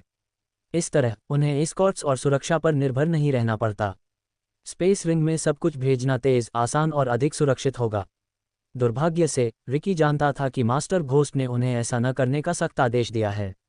सोने के सिक्कों के विपरीत स्पेस रिंग के अंदर रखे गए पोषण और गोलियां धीरे धीरे अपनी गुणवत्ता खो देंगे। अन्य कीमियागर 1 या 2% शुद्धता खोने की परवाह नहीं करते थे। वे अपने उत्पादों को स्पेस रिंग में संग्रहित करके भेजना पसंद करते थे। हालांकि माइकल हर चीज से ज्यादा गुणवत्ता को महत्व देता था। उसने अपनी गोलियों और औषधियों का प्रचार यह कहकर किया कि वे 90% शुद्ध हैं। उसने ग्राहकों से 90% शुद्ध उत्पादों के लिए पैसे लिए, न कि 89 या 88 के लिए। माइकल शुद्धता में 1% की भी कमी बर्दाश्त नहीं करता था। यही कारण था कि माइकल ने अपने उत्पादों को ले जाने वाली गाड़ियों को ले जाने के लिए लॉर्ड मालन के परिवार को किराए पर लिया, भले ही इसमें कमियां थीं, जैसे कि घात लगाने की संभावना। लॉर्ड मालन ने आह भरी। जो कुछ हुआ था उस पर वह अपनी कड़वाहट व्यक्त करने में असमर्थ था। उसने घात में कई अच्छे लोगों को खो दिया, लेकिन अभी उन्हें उनकी परवाह नहीं थी। इसके बजाय वह घोस्ट से मिलने के बारे में अधिक चिंतित था। हमें कोशिश करनी होगी। मास्टर घोस्ट के अवोर से लौटने से पहले हमें कोशिश करनी होगी, लॉर्ड मालन ने कहा। मैं अपने पास मौजूद हर चीज़ का इस्तेमाल करूंगा और इसकी तह तक पहुंचूंगा, लॉर्ड मालन ने कसम खाए। तुम ऐसा करो, लेकिन मुझे संप्रदाय नेता क्लेयर को सूचित करना है। लॉर्ड मालन घबरा गया। क्यों? बस मुझे कुछ समय दो। उससे यह बात छिपाने से यह और भी बदतर हो जाएगा, लॉर्ड मालन। मैं मास्टर घोस्ट और सिस्टर एलिया को जानता हूँ। मेरा विश्वास करो, यह इस तरह से बेहतर है। रिकी के लहजे को देखते हुए लॉर्ड मालन को पता था कि रिकी के साथ बहस करने का कोई मतलब नहीं था। उस समय लॉर्ड मालन को ड्यूक एवन के सिर के अलावा और कुछ नहीं चाहिए था। अगर वह चाहता तो वह सोने के सिक्कों के लिए उन गोलियों और औषधियों को खरीद सकता था। उसे शिपमेंट चुराने की कोई ज़रूरत नहीं थी। सौभाग्य से मेरे पास शिपमेंट का दूसरा बैच तैयार है। मैं उसे व्यक्तिगत रूप से लॉर्ड एथन तक पहुंचा दूंगा। मैं तुम्हारे साथ चलूंगा, लॉर्ड मालन ने जल्दी से कहा। नहीं, मैं आग्रह करता हूं, लॉर्ड मालन ने रिकी की बात को बीच में ही काट दिया। लॉर्ड मालन को अपने साथ लाने में कोई बुराई न देखकर रिकी ने सिर हिलाते हुए आह भरी। लॉर्ड मालन, हमें शव के साथ क्या करना चाहिए? लॉर्ड मालन के एक गार्ड ने पूछा। उसका सिर काटकर ड्यूक एवन को भेज दो। लॉर्ड मालन अपने गार्ड को जवाब दे पाते उससे पहले ही रिकी ने गार्ड को जवाब दे दिया। अगर मैं उसकी जगह होता तो मैं युद्ध में मर जाता, क्योंकि एक बार जब सिस्टर एलिया को पता चल जाएगा कि उसने क्या किया है तो वह उसे मरने पर मजबूर कर देगी। लॉर्ड मालन के साथ कमरे से बाहर निकलने से पहले रिकी ने कहा। अंधेरे जंगल में वापस आकर अजाजल ने जो कुछ भी हुआ था उसे देखा। उसने सब कुछ देखा कि कैसे लॉर्ड मालन ने चोर को बुरी तरह से प्रताड़ित किया और कैसे रिकी ने गार्ड को चोर का सिर काटने का आदेश दिया। थोड़ी देर बाद अजाजल ने अपना सिर थोड़ा हिलाया और 40 के दशक के आसपास के लाल बालों वाले एक आदमी को देखा। उसकी बाईं आंख से लेकर ऊपरी होंठ तक के निशान ने उसे एक खलनायक जैसा रूप दिया। उपचार औषधियों से भरे बक्से को देखते हुए वह आदमी मुस्कुराया। ड्यूक एवन, अजाजल ने ठंडे स्वर में नाम लिया। वह आदमी फिल्मफेयर का ड्यूक एवन गिलकेस था। तुम मर चुके हो, अजाजल ने कहा। हालांकि लॉर्ड एथन ने शिपमेंट का ऑर्डर दिया और उसका भुगतान किया, लेकिन जब तक शिपमेंट क्लाइंट को डिलीवर नहीं किया गया तब तक ये घोस्ट का था। माइकल ने अपने व्यवसाय के साथ ऐसा ही व्यवहार किया, गाड़ी पर हमला करके और शिपमेंट चुराकर। ड्यूक एवन ने वास्तव में घोस्ट पर हमला किया, इसलिए ड्यूक को अपने किए की कीमत चुकानी पड़ी। माय लॉर्ड, अजाजेल ने उनके बीच टेलीपैथिक लिंक के जरिए माइकल से संपर्क किया। अजाजेल ने अपने सिर में माइकल की आवाज़ सुनी। माय लॉर्ड, हमारे शिपमेंट में से एक पर हमला किया गया और उसे चुरा लिया गया। कुछ पलों तक अजाजेल को माइकल से कोई जवाब नहीं मिला। कौन? माइकल की जानलेवा आवाज़ सुनकर अजाजेल को अपनी रीढ़ की हड्डी में ठंडक महसूस हुई। ड्यूक एवन, फ्लेमफेयर के ड्यूक, अजाजेल ने कहा। अध्याय 639, नया एल्डर वैम्पायर। फेबिया की प्रयोगशाला से निकलने के बाद सेबर सीधे मुख्य हॉल में गया, जहां अन्य एल्डर वैम्पायर उसका इंतजार कर रहे थे। पत्थर की मेज के चारों ओर 10 सीटों में से केवल 3 सीटें भरी हुई थीं। ट्रिस्टा, लेनोरा और इनेग्राम ने सिर हिलाकर सेबर का स्वागत किया। सेबर ने धीरे से अपनी पत्थर की कुर्सी को पीछे खींचा। कुर्सी से चरमराहट की आवाज़ आई। वैम्पायर के बारे में अपनी यादों को ताज़ा करने के लिए अध्याय 474 पढ़ें। क्या तुमने हैन के हत्यारे को ढूंढ लिया है? लेनोरा ने पूछा। इनेग्राम और ट्रिस्टा ने अपनी नज़रें सेबर की ओर घुमाईं। अभी नहीं, सेबर ने बस कंधे उचका दिए। उसने हैरियत से प्राप्त पत्र को साझा नहीं किया जब वह अवोर में था। एल्डर इनेग्राम, आप कुछ बात करना चाहते थे, सेबर ने 2 महिला वैम्पायर को समझाया और अपनी नज़रें उनमें से सबसे बुरे एल्डर वैम्पायर इनेग्राम की ओर घुमाईं। हम डार्क लॉर्ड का सामना करने के लिए कितने तैयार हैं? इनेग्राम ने पूछा। वह हमेशा शांत रहता था, लेकिन जब उसने ये सवाल पूछा तो उसकी आवाज़ में गंभीरता थी। आप यह अचानक क्यों पूछ रहे हैं, एल्डर इनेग्राम? ट्रिस्टा ने पूछा। सभी पिशाचों में से वे केवल उसकी उम्र और शक्ति के कारण इनेग्राम को एल्डर कहते थे। आज तक पिशाचों को इनेग्राम की साधना अवस्था का पता नहीं था। उसने अपनी शक्तियों को अच्छी तरह छिपा रखा था। इस वजह से इनेग्राम सबसे अधिक भयभीत और सम्मानित था। क्या आपने नहीं सुना कि रॉयल लैंड में पवित्र चर्च के साथ क्या हुआ? लेनोरा ने जल्दी से ट्रिस्टा से पूछा। बेशक, मैंने इसके बारे में सुना है। मेरा सवाल यह है कि इसका हमसे क्या लेना देना है? अगर आप मुझसे पूछें तो पवित्र चर्च का विनाश हमारे पक्ष में काम करता है, लेनोरा ने कहा। इसका हमसे सब कुछ लेना देना है। डार्क लॉर्ड हर उस व्यक्ति का शिकार कर रहा है जिसे वह बुरा मानता है। मुझे लगता है कि हम सभी को बुरा कहा जाना चाहिए, ट्रिस्टा ने हंसते हुए कहा। एल्डर इनेग्राम, लेनोरा और ट्रिस्टा के विपरीत सेबर ने डार्क लॉर्ड की धमकी को हल्के में नहीं लिया। मैंने जो सुना है उसके अनुसार हम डार्क लॉर्ड से लड़ने के लिए पर्याप्त मजबूत नहीं हैं। अगर वह हमें शिकार करने का फैसला करता है तो हमें समस्या होगी, सेबर ने कहा। कुछ क्षणों के लिए उन पर सन्नाटा छा गया। हमें सभी बुजुर्गों को बुलाना पड़ सकता है, कम से कम उन लोगों को जो जीवित हैं, इनेग्राम ने शांति से कहा। उसके शब्दों ने सभी को चौंका दिया। क्यों? क्योंकि लगभग 100 साल हो गए थे जब से सभी 10 बुजुर्ग एक जगह पर एकत्र हुए थे।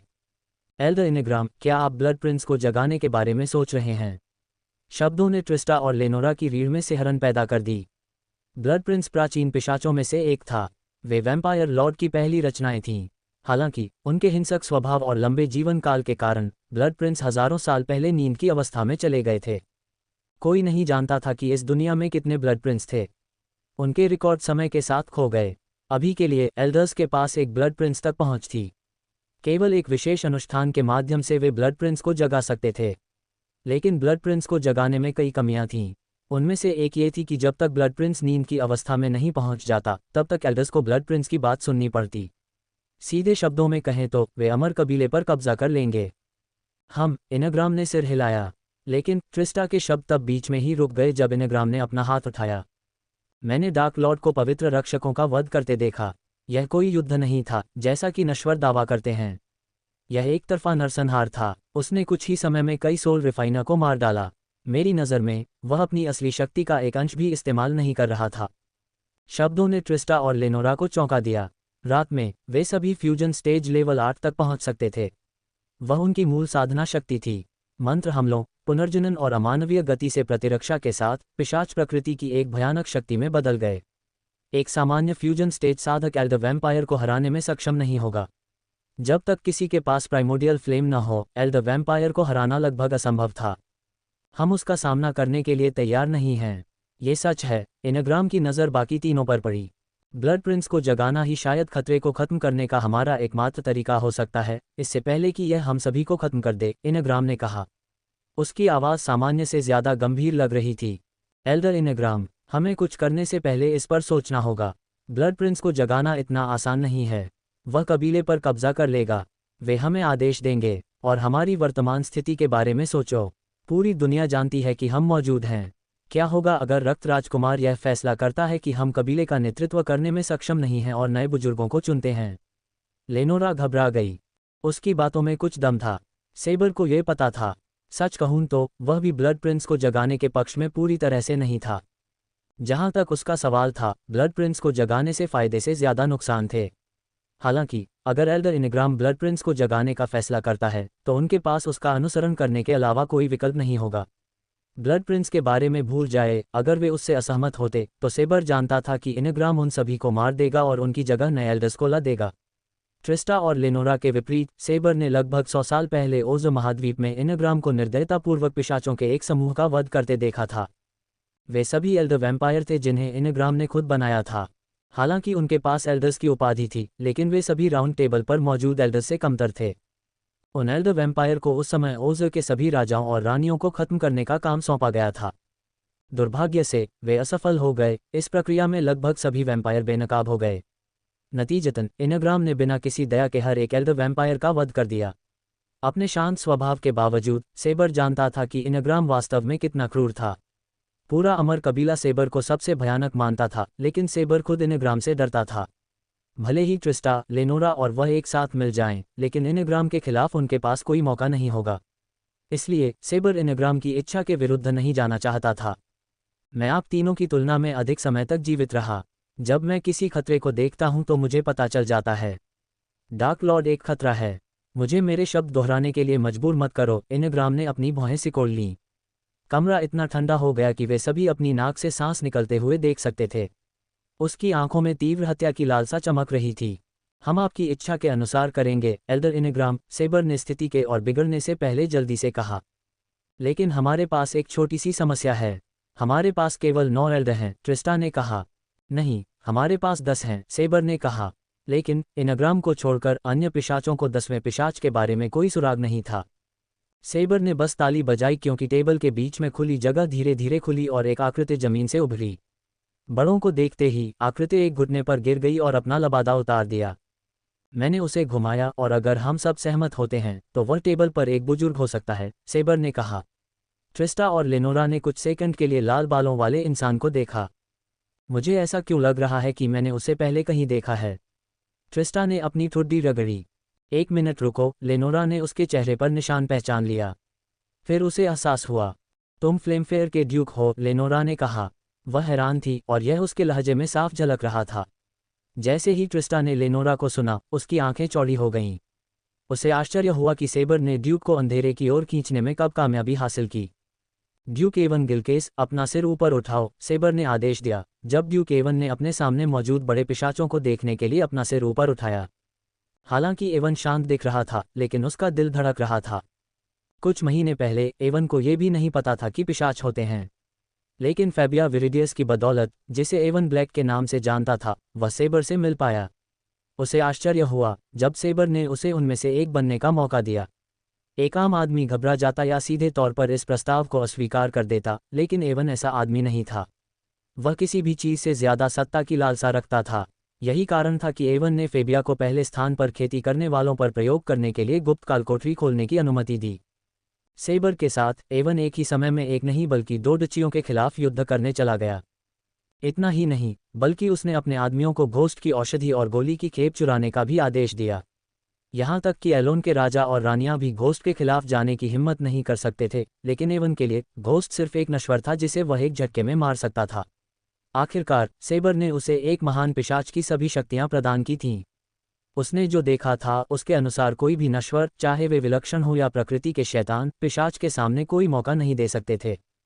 तुमने उसे क्यों चुना? लेनोरा ने पूछा। क्या ये स्पष्ट नहीं है? वह एक ड्यूक है, ट्रिस्टा ने अपनी आंखें घुमाईं। लेकिन सिर्फ इतना ही नहीं, वह काफी समय से मेरे नौकर की मदद कर रहा था। ये सिर्फ उसके हमारे लिए मेहनती समर्थन का इनाम है, सेबर ने कहा। अगर हम उसे बड़ा बना देते तो वह पेंटाउन और आइसफेयर के खिलाफ युद्ध जीत जाता। हम कुछ ही महीनों में केथेन के पूरे राज्य को नियंत्रित कर सकते हैं, सेबर ने समझाया। ट्रिस्ट और लेनोरा ने अपनी निगाहें इनग्राम की ओर घुमाईं। इनग्राम की ठंडी हत्या की मंशा को महसूस करने के बाद वे उसे फिर से पार नहीं करना चाहते थे। इसके अलावा सेबर सही था। ड्यूक को नियंत्रित करने का मतलब था उसकी डची को नियंत्रित करना। एक बार जब वे तीनों डचियों को नियंत्रित कर लेते तो पूरा राज्य जल्द ही उनका शिकारगाह बन जाता। वे शिकार कर सकते थे, अधिक अधीनस्थों की भर्ती कर सकते थे, अपना प्रभाव फैला सकते थे और भी बहुत कुछ कर सकते थे। सीधे शब्दों में कहें तो संभावनाएं अनंत थीं। कुछ पलों तक विचार करने के बाद ट्रिस्टा और लेनोरा ने सिर हिलाया और एवन को एक बुजुर्ग में बदलने के लिए सहमत हो गए। मैं, लेनोरा बीट्रिक्स एवन गिलक्स को मृत्युहीन कबीले का बुजुर्ग बनाने के लिए सहमत हूँ। मैं, ट्रिस्टा नेवादा एवन गिलक्स को मृत्युहीन कबीले का बुजुर्ग बनाने के लिए सहमत हूँ। सेबर ने सिर हिलाया। मैं, सेबर बायरन एवन गिलक्स को मृत्युहीन कबीले का बुजुर्ग बनाने के लिए सहमत हूँ। आखिरकार इनग्राम अपनी पत्थर की कुर्सी से उठे। मैं, इनग्राम ड्रैगन एवन गिलक्स को मृत्युहीन कबीले का बुजुर्ग बनाने के लिए सहमत हूँ। पलक झपकते ही इनग्राम गायब हो गया और एवन के पीछे फिर से प्रकट हुआ। इससे पहले कि एवन समझ पाता कि क्या हो रहा है, इनग्राम ने एवन का सिर पकड़ लिया, उसे एक तरफ झुका दिया और अपने नुकीले दांत एवन की गर्दन में गड़ा दिए। एवन के शरीर के हिलने से खून बहने लगा।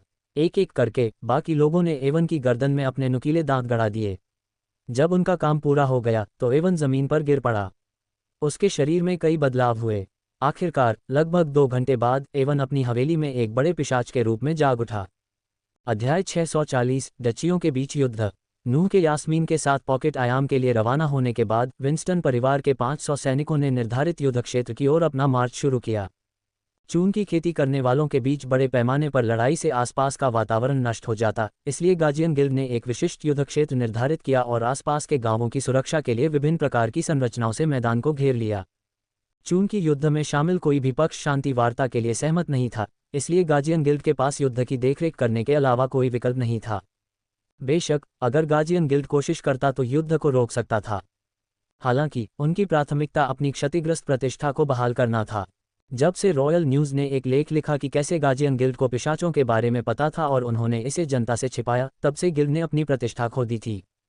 परिणामस्वरूप कई कुलीन परिवारों ने फंडिंग से हाथ खींच लिए या गिल्ड को दी जाने वाली राशि कम कर दी। इस प्रकार गार्जियन गिल्ड ने गिल्ड को दिवालियापन के रास्ते से हटाने के लिए अपनी प्रतिष्ठा को ठीक करने को प्राथमिकता दी। विंस्टन परिसर से निकलकर जेवियर और एथन अपने अधीनस्थ लोगों को अकर घास के मैदान में ले गए। ये फ्लेमफेयर और पेंटाउन की सीमा के बीच स्थित था। वे अपने शरीर में मौजूद हर एक आग ऊर्जा को बचाना चाहते थे, इसलिए उन्होंने घास के मैदान में उड़ने के बजाय मार्च करना चुना। लंबे मार्च के बावजूद एथन और जेवियर ने जंगल में डेरा नहीं डाला। वे दोनों एवन और उसकी चालबाजियों के बारे में जानते थे। अगर जंगल में उन पर घात लगाकर हमला किया जाता तो कोई आश्चर्य नहीं होता। इस प्रकार एथन और जेवियर बिना किसी आराम के जितनी जल्दी हो सके जंगल से निकल गए। जब वे घास के मैदान के करीब पहुंच रहे थे तो उन्होंने लोगों को उपचार औषधि का आधा घूंट पीने का आदेश दिया। कुछ उपचार औषधि पीने के बाद लोग कमांडरों के आभारी थे। वे तुरंत तरोताजा महसूस करने लगे। जल्द ही ताजगी भरी भावना साहस में बदल गई और साहस खून की प्यास में बदल गया। जंगल से गुजरने के बाद वे एक समाशोधन अकर घास के मैदान में पहुंचे। जब वे पहुंचे तो 2 आदमी, एक सफ़ेद घोड़े पर सवार और दूसरा लाल घोड़े पर सवार, एथन और जेवियर की ओर सरपट दौड़े। चमकदार सफ़ेद घोड़े पर सवार आदमी ड्यूक मार्विन था। वह एक सुनहरे बालों वाला आदमी था जिसकी घनी घनी दाढ़ी थी। थकी हुई मुस्कान के साथ जेवियर और एथन का स्वागत करते हुए उसकी पीठ पर उसका सुनहरा भाला लटक रहा था। ड्यूक मार्विन के बगल में सवार आदमी ड्यूक एल्वेरिन था, जो आइसफेयर का ड्यूक था। 4 ड्यूक में से एल्वेरिन एकमात्र गैर मानव था। वह एक एल्वेन महिला और एक मानव पिता से पैदा हुआ था। अपनी मां की मृत्यु के बाद एल्वेरिन को अपने पिता से ड्यूक की उपाधि मिली, जो खुद को एकांत में रखने के लिए ठंडे पहाड़ पर चले गए। एक अर्ध एल्फ के रूप में एल्वेरिन के कान थोड़े नुकीले थे और जबड़े की संरचना एकदम सही थी। वह न तो बहुत मांसल था और न ही बहुत पतला। शुरुआत में जब आइसफेयर के पिछले ड्यूक ने एक हाफ एल्फ को अपना उत्तराधिकारी नामित किया तो कई रईसों ने हंगामा मचा दिया। शीर्षक के लिए एल्वेरिन के दावे के बावजूद रईस हाफ एल्फ द्वारा शासित नहीं होना चाहते थे। इसके बजाय वे चाहते थे कि ड्यूक किसी और को, एक इंसान को चुने। फिर भी ड्यूक ने रईसों के खिलाफ एल्वेरिन को चुना। केथेन के राजा पोटोफोब्स सहित सभी ने सोचा कि डची को गृहयुद्ध में पड़ना चाहिए। लेकिन सभी को आश्चर्य हुआ। अल्वेरिन ने अपने परिवार के मातृपक्ष का उपयोग करके आइस फेयर में लाखों सोने के सिक्के लाए। 1 साल के भीतर उन्होंने अपने सभी पूर्ववर्तियों की तुलना में अधिक गिल्ड, दुकानें और व्यवसाय बनाए। अल्वेरिन के तहत आइस फेयर 4 दचियों में एक महाशक्ति बन गया। जबकि फ्लिमफेयर और पेंटाउन शीत युद्ध में थे, आइस फेयर ने इससे पैसे कमाए। जल्द ही अल्वेरिन का विरोध करने वालों ने अपनी मानसिकता बदल दी। जेब में अधिक सोने के सिक्कों ने हाफ एल्फ के प्रति उनकी नफरत पर विजय प्राप्त की। एक एक करके आइस फेयर में हर कुलीन परिवार अल्वेरिन के शासन में फलने फूलने लगा। कुलीनों का समर्थन जीतने के बाद अल्वेरिन ने तुरंत अपना ध्यान अपने डची के नागरिकों पर केंद्रित कर दिया। अल्वेरिन के पिता के शासन में आइस फेयर में उपजाऊ भूमि की कमी के कारण आइस फेयर को अकाल का सामना करना पड़ा। डची के नाम के अनुसार आइस फेयर में उपजाऊ भूमि की तुलना में अधिक बर्फीले मैदान थे। ये जल्द ही बदल गया जब अल्वेरिन ने अवोर की महारानी से मदद मांगी। एक बार फिर अल्वेरिन ने अपनी मां के प्रभाव और अपनी कूटनीतिक प्रतिभा का उपयोग करके महारानी को आइस फेयर की मदद करने के लिए राजी किया। महारानी की मदद से अवोर से कल्पित बौनों की एक विशेष इकाई आई, जिसने बर्फ के मैदानों को उपजाऊ भूमि में बदल दिया। इसके अतिरिक्त महारानी और अल्वेरिन ने एक संधि पर हस्ताक्षर किए जिसके तहत आइस फेयर को हर साल बड़ी मात्रा में अनाज मिलता था। बस अल्वेरिन को सही समय आने पर महारानी के किसी रिश्तेदार से शादी करने का वचन देना था। ड्यूक एल्वरिन। ज़ेवियर ड्यूक एल्वरिन को युद्ध के मैदान में देखकर हैरान रह गया। एल्वरिन एक कूटनीतिज्ञ था, योद्धा नहीं। कम से कम किसी ने उसे पहले युद्ध करते नहीं देखा था। इसलिए जब ज़ेवियर ने ड्यूक एल्वरिन को युद्ध के मैदान में देखा तो वह हैरान रह गया। Commander Xavier, lord Ethan, duke Elvarin ने दोनों की तरफ धीरे से मुस्कुराते हुए कहा। इससे पहले कि आप कुछ कहें, मैं यहाँ सिर्फ युद्ध की देखरेख करने आया हूँ, इसमें भाग लेने नहीं, एल्वरिन ने कहा। उसके शब्द शांत, संयमित थे और उनमें अधिकार का भाव था।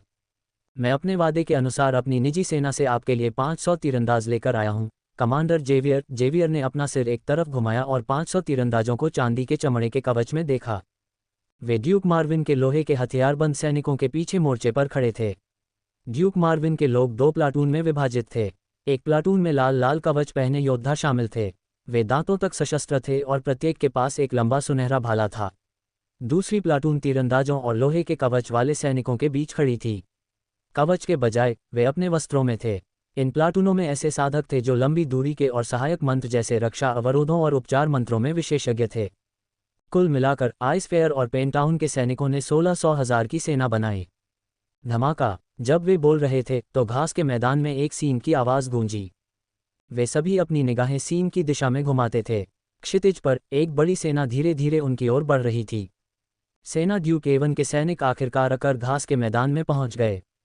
लगभग 600 शूरवीरों ने चमचमाते प्लेट कवच पहने हुए आइस फेयर और पेंटाउन की सेना से काफ़ी दूर रुक गए।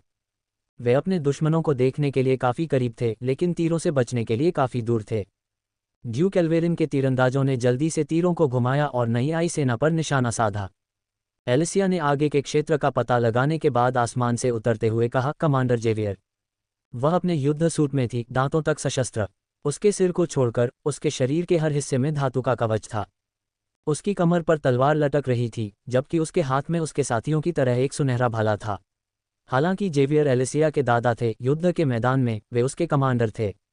इसलिए एलिसिया ने अपना सिर झुकाया और उन्हें कमांडर कहकर संबोधित किया। एलिसिया ने बताया, हमारे दुश्मनों के पास 1600 सैनिक हैं, 600 शूरवीर, 500 तीरंदाज और 500 जादूगर। क्या आपको पता है कि वे कितने शक्तिशाली हैं? कितने कोर फॉर्मेशन स्टेज योद्धा हैं? क्या कोई आत्मा परिशोधक हैं? ज़ेवियर ने पूछा। नहीं कमांडर, ड्यूक एवन के पास कुछ जादूगर हैं जो उनके चारों ओर एक ढाल बांधते हैं। यह उनके साधना स्तर को देखने के किसी भी साधन को रोकता है, एलिसिया ने कहा। जब से हाइड्रा अपनी नींद से जागा है, तब से यह साधकों को दूसरों के साधना चरण को देखने से रोक रहा है। यह एक दोधारी तलवार थी, खासकर युद्ध के मैदान पर सैनिकों के लिए। वे यह अनुमान लगाने में सक्षम नहीं होंगे कि उनके दुश्मन कितने मजबूत या कमजोर हैं। अगर वे भाग्यशाली होते तो वे किसी कमजोर प्रतिद्वंद्वी से लड़ सकते थे। अगर वे भाग्यशाली नहीं होते तो सबसे अधिक संभावना है कि वे मर जाते। ये सब आज यहीं समाप्त होता है, एथन ने कहा। वह एवन की छलपूर्ण रणनीति के कारण अपने सैनिकों को खोने से तंग आ चुका था। उसकी आंखों में युद्ध की लालसा चमक रही थी। जब हैरियट अपने साधना चरण में थी तो एथन ने उसके साथ आमने सामने की लड़ाई लड़ी। विंस्टन परिवार का स्वामी बनने से पहले एथन एकमात्र व्यक्ति था जो नज़दीकी मुकाबले में हैरियट हंट को हराने के करीब आया था। आज भी अवोर में कई साहसी लोग ब्लैक हॉक के बारे में गाते हैं, जो एथन का साहसी गिल्ड नाम है। अपनी रेजिमेंट में वापस जाओ, जेवियर ने एलिसिया को आदेश दिया। उसके कंधे पर थपकी। उसके चेहरे पर एक स्नेह भरी मुस्कान उभरी। सिर हिलाते हुए एलिसिया अग्रिम पंक्ति में शामिल हो गई। अपनी पोती को शूरवीरों में शामिल होते देख जेवियर ने अंदर से आह भरी। वह चाहता था कि पीटर युद्ध के मैदान में एलिसिया के साथ होता। आखिरकार परिवार की तरह कोई किसी का साथ नहीं दे सकता। ये वास्तव में दुर्भाग्यपूर्ण था कि पीटर एक अंधेरे रास्ते पर चला गया और घर में गिरफ्तार हो गया। लेकिन फिर जेवियर को हमेशा पीटर में कुछ गड़बड़ महसूस होती थी। जब से पीटर एक छोटा लड़का था, वह हर चीज़ से ज़्यादा सत्ता को महत्व देता था, यहाँ तक कि परिवार भी पीटर के बाद दूसरे नंबर पर आ गया था। ड्यूक एवन की सेना दूर खड़ी थी, अपने दुश्मनों पर नज़र रख रही थी। कुछ मिनटों के लिए युद्ध के मैदान में केवल सन्नाटा छाया रहा। आखिरकार जेवियर और एथन अपने घोड़ों पर सवार होकर अपने आदमियों को आगे ले गए। इस बीच ड्यूक एल्वेरिन और ड्यूक मार्विन पीछे चले गए, दुश्मन के तीरंदाजों से बचने के लिए काफ़ी दूर। जेवियर अपने आदमियों को देखने के लिए पीछे मुड़ा। उनकी आंखों ने उसे बताया कि वे किसी से नहीं डरते और वे एक ही आदेश पर आगे बढ़ेंगे। उसके सैनिक मजबूत थे, लेकिन दुश्मन पर सीधे हमला करके जानबूझकर खुद को नुकसान में डालने की कोई ज़रूरत नहीं थी। जेवियर कोई भी आदेश देने से पहले अपने दुश्मनों का थोड़ा और अध्ययन करना चाहता था। एवन को जानने वाला कोई भी व्यक्ति बता सकता था कि वह कई तुरुप के पत्तों के बिना युद्ध के मैदान में नहीं आएगा। जेवियर को अपने सैनिकों को प्रशिक्षित करने में दशकों लग गए। वह नहीं चाहता था कि वे व्यर्थ में मरें। चूंकि जेवियर वरिष्ठ था, इसलिए एथन पीछे रह गया और जेवियर के आदेश का इंतजार करने लगा। कुछ सोचने के बाद जेवियर ने बेतहाशा हमला न करने का फैसला किया। हालांकि इसका मतलब यह नहीं था कि वह यहाँ बैठे बैठे बत्तख की तरह खड़ा रहेगा। जानवर को बाहर लाओ, जेवियर ने आदेश जारी किया, क्योंकि कई शूरवीरों ने अपने घोड़ों से उतरकर लोहे से बने पोर्टेबल हथियार को इकट्ठा करना शुरू कर दिया। यह एक बैलिस्टा और तोप के संकर जैसा दिखता था। लंबी खोखली नली 2 गाड़ियों के बराबर लंबी थी। कई मिनटों के बाद शूरवीरों ने हथियार को इकट्ठा करना समाप्त कर दिया और इसे ड्यूक एवन की सेना की ओर इशारा किया। जेवियर ड्यूक एवन की सेना के थोड़ा करीब चला गया। फिर उसने अपनी आवाज़ को बढ़ाने के लिए आर्क एनर्जी का एक टुकड़ा इस्तेमाल किया। ड्यूक एवन, बाहर आओ। जेवियर की दहाड़ काफ़ी तेज थी, भले ही उसकी आवाज़ को बढ़ाया न गया हो, लेकिन उसकी आर्क एनर्जी ने उसकी आवाज़ को बढ़ाया। उसके शब्दों ने पूरे घास के मैदान को गूंज दिया।